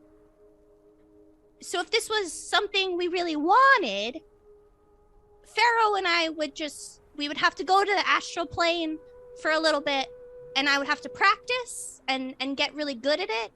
And then we could try it. But we don't really know how long we'd be gone for. I was just gonna ask, how long is a little bit? Chances are I'd have to meet you wherever we decide to go. But like I could just like because So you would physically go into the astral plane? Like Yeah. not your whole body? Yeah, we would Okay. plane walk. Okay. But then we could find, if I learn this, then we can find either Sefik or this Sunblight guy or Right. the whale. We could find the whale. We could do all sorts of things. Yes. I mean, that's I guess a good idea. Could you bring us with you? To travel like Pharaoh that? kind of pokes her head up. I can only bring one person with me. It would just be me and her. Okay. We can't force you to stay. Well, I would just meet you. I think that the way the time moves, I should be able to learn it all and then pop back. Okay, so we are heading south, and you will eventually be there too. Well, Pharaoh can choose where we pop back. So Okay. we could just... And we can use this method to find you, too, so we go to the right place. Okay, is there a way that we could make it easier to find us, like a astral beacon or something? Do you think... I can't remember. Does the sending stone work between planes? I mean, I could have one, and you could have one, and I could just... It can work, but there is a chance that it will go unheard. It's the best I got. Okay. That's the best we got. I mean, if you have a means to learn this skill, which seems absolutely 100% valuable, Right. I would absolutely say go for it. We'll miss you, Zeke, but yeah. We will miss you. It won't be that long. I mean, you guys will probably just like pop up into a mountain and then boom, I'll be there. And it won't even be, you won't even know I'm gone. When we probably most need you too, actually. Well, that's a lie. The puppies will miss you. Oh, That's well, true. you guys can get to know them and, you know, you could become their friends too. I'll get to know them. Yeah, see? I mean, we do. I need you. Look at, and I'll just like finger the holes in my armor from. Oh! I can start doing that now. I'll take it off. It'll be easier. Over breakfast, I'm mending, cantrip mending, over and over and over. Yeah, you saved me from that. I mean, you'll be fine. I couldn't think of anything.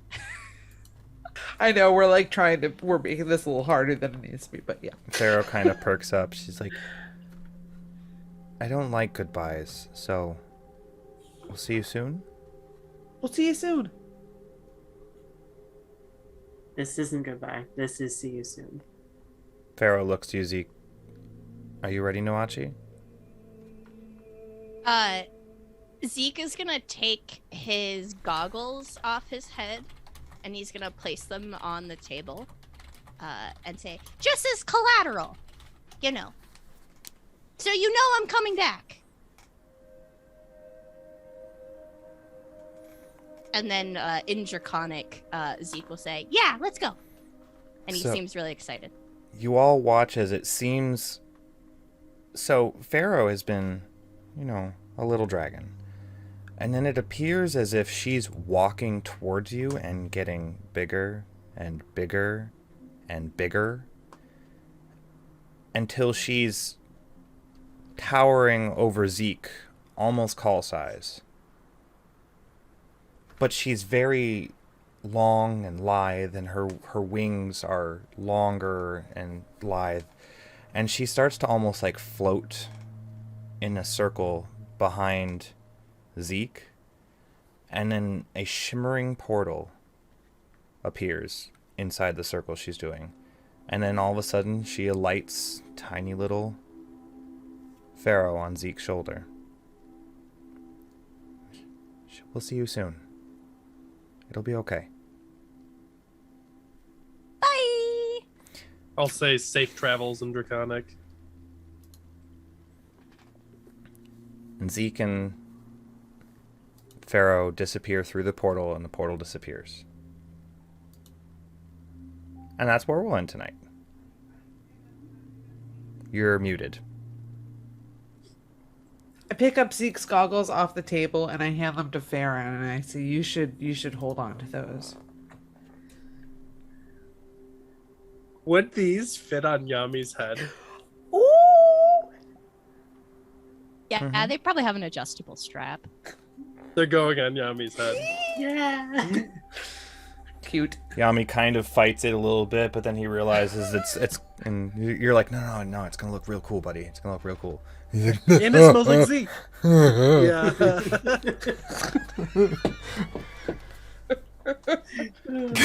Oh, my dopey little boy. Your yummy face. If we can teach him to say Nominati, I will be so happy. We're working on words. They're coming. We're working on them. Oh gosh. So unfortunately, Jacqueline will not be joining us for a few weeks as she has some real life things she's going to need to take care of. Only a few weeks. I'll be back. Don't worry. Boo!